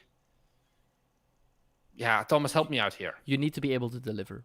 You need to be able to have the grind set to actually fulfill your promises. You should pitch something. It's also not just the realistic grind to a set. publisher. You need to know indeed what is going to happen and try and plan for that. Yeah, you need to be good at planning. When you pitch it, you have to say, this is my timeline that I have in mind. This is when I expect to release this feature. This is when I expect to launch. This is when I expect to participate maybe in a Steam Next Fest or find something, do something cool related to the game. For example, a public playtest or a beta or whatever you want to call it. I think those things are also important because you sell your game, but you also need to sell, I feel like, the way towards the end goal of your game. Like, you have to show that you're not just there with an ID, you're there with an ID and a plan to get there. All you need is just someone forking over the money so you can reach that goal. Yeah, so you can execute the plan, so you can hire the people required and things like that. Okay, what else do we have to say? Publishers also sometimes have questionable value. Mm-hmm. It depends on what you want, of course. An example we talk about often is there's this game we know, let's not name it, that is very text-based. And it's by some developers we know. And because it's so text-based, they were like, hey, let's do this only English. But their publisher, because the publisher has quite some sway, depending on the contract, to make certain decisions, like marketing and things like that, are like, hey, no, actually, we're going to localize the shit out of this game. We're going to localize it to Chinese. We're going to localize it to Japanese, all of that. But it's a text-based game. And it was also not meant for that character set, because localizing to Chinese and Japanese means usually changing your UI and things like that. But publisher said so we got to do it. The problem is it did not pay off, basically. And that's like, hey, it cost us 20K to get that localized. You still need to recoup that. It's like we would have rather not spent the 20K and not have had to recoup it as well, because it would have been better in the long run for us. Yeah. So what do you rate it? I think it's not horrible. Yeah, that's the thing. We did this as well in our tier list. We talked about a lot of the bad things because everyone knows the good parts of a publisher. They give you money, they give you validation, they give you support with localization, marketing. QA, importing, and marketing. Yeah, which is something that a lot of developers are like, yeah, we see this. I just want you to know that it's not just only that, basically. Yeah. If you sign a publisher, it's a great thing usually. Just make sure you're not being taken advantage of, basically. Yeah. And be sure that you actually have a plan and not just going in it blind. You're not sharing your screen, by the way. Oh, yeah. I did movie, though. B. Let's take a look. So B from Bite Me, because Bite Me is going to be a publisher. We have so much money we can definitely spend. I don't think so. Just DM your pitches to Marnix over at Discord. No, please, God, no. You can get our Patreon GameDev Pro tier and give me your pitches there, and I can give you some realistic feedback on if you'll get funding, yes or no. Yeah, exactly. That's a better sell, because then actually we have we get something out of it. Yeah. Rohan Anthony, Steam should be S. We're talking about backlog games, so games that are already released, which is not feasible for new people. Steam is great for getting money. We're making video games. Of course, Steam will get us money, but that's not what we mean here with the Steam. Yeah, It's talking this is purely not a about platform tier list. yeah, we're talking about older games that we have released. Which Talking about platform tier list. no, talking about that, guys. It's been a wild ride. 4 It's hours. it's been 4 hours. I did not expect this to take that long. We are only currently though at 59 likes. At Guys, least 69. We need at least 69. Can you Yeah. do us a favor and go and click the like button? We're 90 people are watching. So definitely. Also, yeah, if you are not subscribed for some reason, because that is a thing, by the way. Like I was looking at the YouTube analytics for a while. Why don't you go ahead and subscribe? It's the button. Like, is it next to the like button? I actually don't think it is. No, but yeah, it is kind of next to it. If you want to click that as well, that would really help us out. Oh, you know how if you in a video say subscribe, the button lights up? Really? You didn't notice? I didn't. I was alt tabbing. I was looking at the dashboard. Yeah, but in a video it happens. Does it also happen in a live stream? You know? I don't think so. Maybe on the vault, but we'll see. We'll see. But in a real video, when you say subscribe, the thing it lights up. It's like a little Oh. animation. It's like woohoo! Subscribe has been said in the video. Someone just removed the like. Well, fuck you too. Oh well. I saw it at like 63, then it went down to 62. So, Don't think it does yeah. live. Damn sad. Also, people on Twitch, you are words. We still love you. Yeah, we still love you. You can still follow, even if you're on YouTube. You can follow on Twitch. We don't mind. We actually like it. You can do whatever you want. Oh wait, I just realized we have gifted subs, no? Yeah, that just happened. Yeah. Oof. That's why Twitch is the best, though, Marnix. I have no clue how gifted subs work, so that is basically, something... Alessander paid for 3 subs, and he gave it to some other people. So yeah, random viewers basically got it. yeah. So Alessander, thank you for the gifted subs. Yeah, we know the new review system is in. Yeah, we Join did the a Byte mini stream. bite stream during this stream still. So Yeah, so if you want to know more about it and our opinions on it, just join the Byte stream. This is every Saturday, 8 p.m. CEST. Figure out what time it is for you, because I still haven't Googled it for the most common time zones, and I couldn't be arsed to do it, frankly. we'll get there. We'll get there eventually. One day. Yeah. Oh, well, let's wrap this up, Thomas. Thank you so much for watching. Wait. everyone. Wait. Did we hit the goal? 69? Yeah. Yeah. Oh, We're okay. at exactly 69, which is why it's time to wrap it up. Okay, then I Before can live anyone with it. unlikes still. But are we going to play a game? The people need to know. No. It's too late. It's such a disappointment. I have videos. I've to been here edit for still. 4 hours and you still don't even want to play a game with me. We'll see. We'll see. We'll see. You made me suffer through this for 4 hours. So How is that my fault? What do you mean? we did 2 tier lists in 2 hours. So guys, you don't But know. you're the one yapping. Good job, Mustafa, for joining the stream 4 hours after it. And like we're just about ending. Exactly. Be nice to your boss, Marnix. I will give you a pay cut otherwise. I've never been paid yet. You can't cut what hasn't been given. It keeps it divided by 0. You have to pay me next time.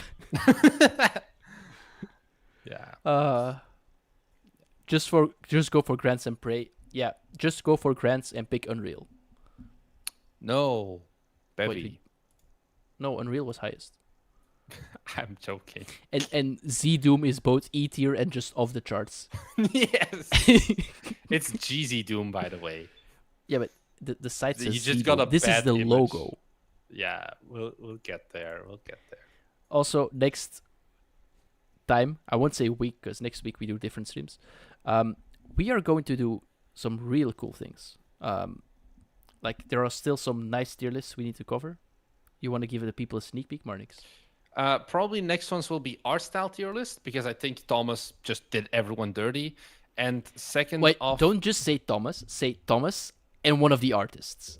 okay, whatever. Don't just and then blame me. And the other one would probably be features. I think features we've gotten a lot of comments, a lot of expansion on as well. So we'll cover those next time. Next time we'll probably, I think it may actually be when we're already in Japan though, Thomas. I'm not sure. Oh, that's cool. So it's gonna be a while because next week, guys, we have Gamescom. Yep. We will be and- streaming. Yeah. Even more But- than usual. We will be streaming, but it will be different style of content most likely. So do come say hi.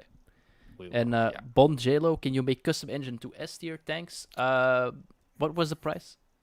For $69 now. You're for late. $69 we will make custom engine and S tier. We And will then put it 1 above second later, everything else. we end the tier list and no one will ever see it. So don't do it. All right. Do you want to say anything else to the people? I think it's been enough. I think it's time to get You started just want to working on nap. your own games. Yeah. Yeah. So, oh no, go and subscribe to Patreon, guys. There's a lot of good content there. Really, Patreon is the place to go if you like these longer form posts. Like Patreon has so much great content on it. Yeah. There are no 4-hour live streams on there, but there is great content. Literally nobody unsubscribes from our Patreon.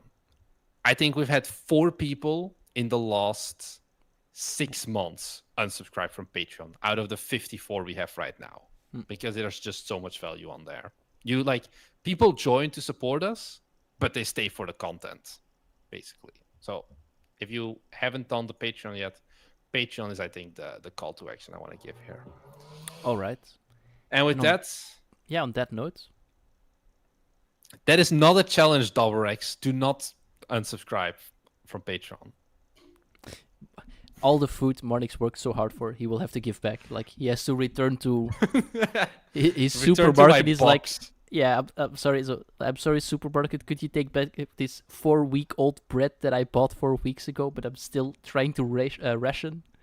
I'm so sorry, but Yeah, there's already some mold on it, but I can't afford it. yeah. Anyway, let's not yap too much. We are not Yeah. all just like Marnix. He's been yapping for too long already. We gave him too much freedom. Thank you so much for watching. Advertise And we'll your see you Patreon content we are doing right now. Go to Patreon. Yay. And see you guys in the next one. Thank you so much for watching. And I think tomorrow you're streaming? Tomorrow I'm streaming, so you'll see join more again of me. tomorrow. All right?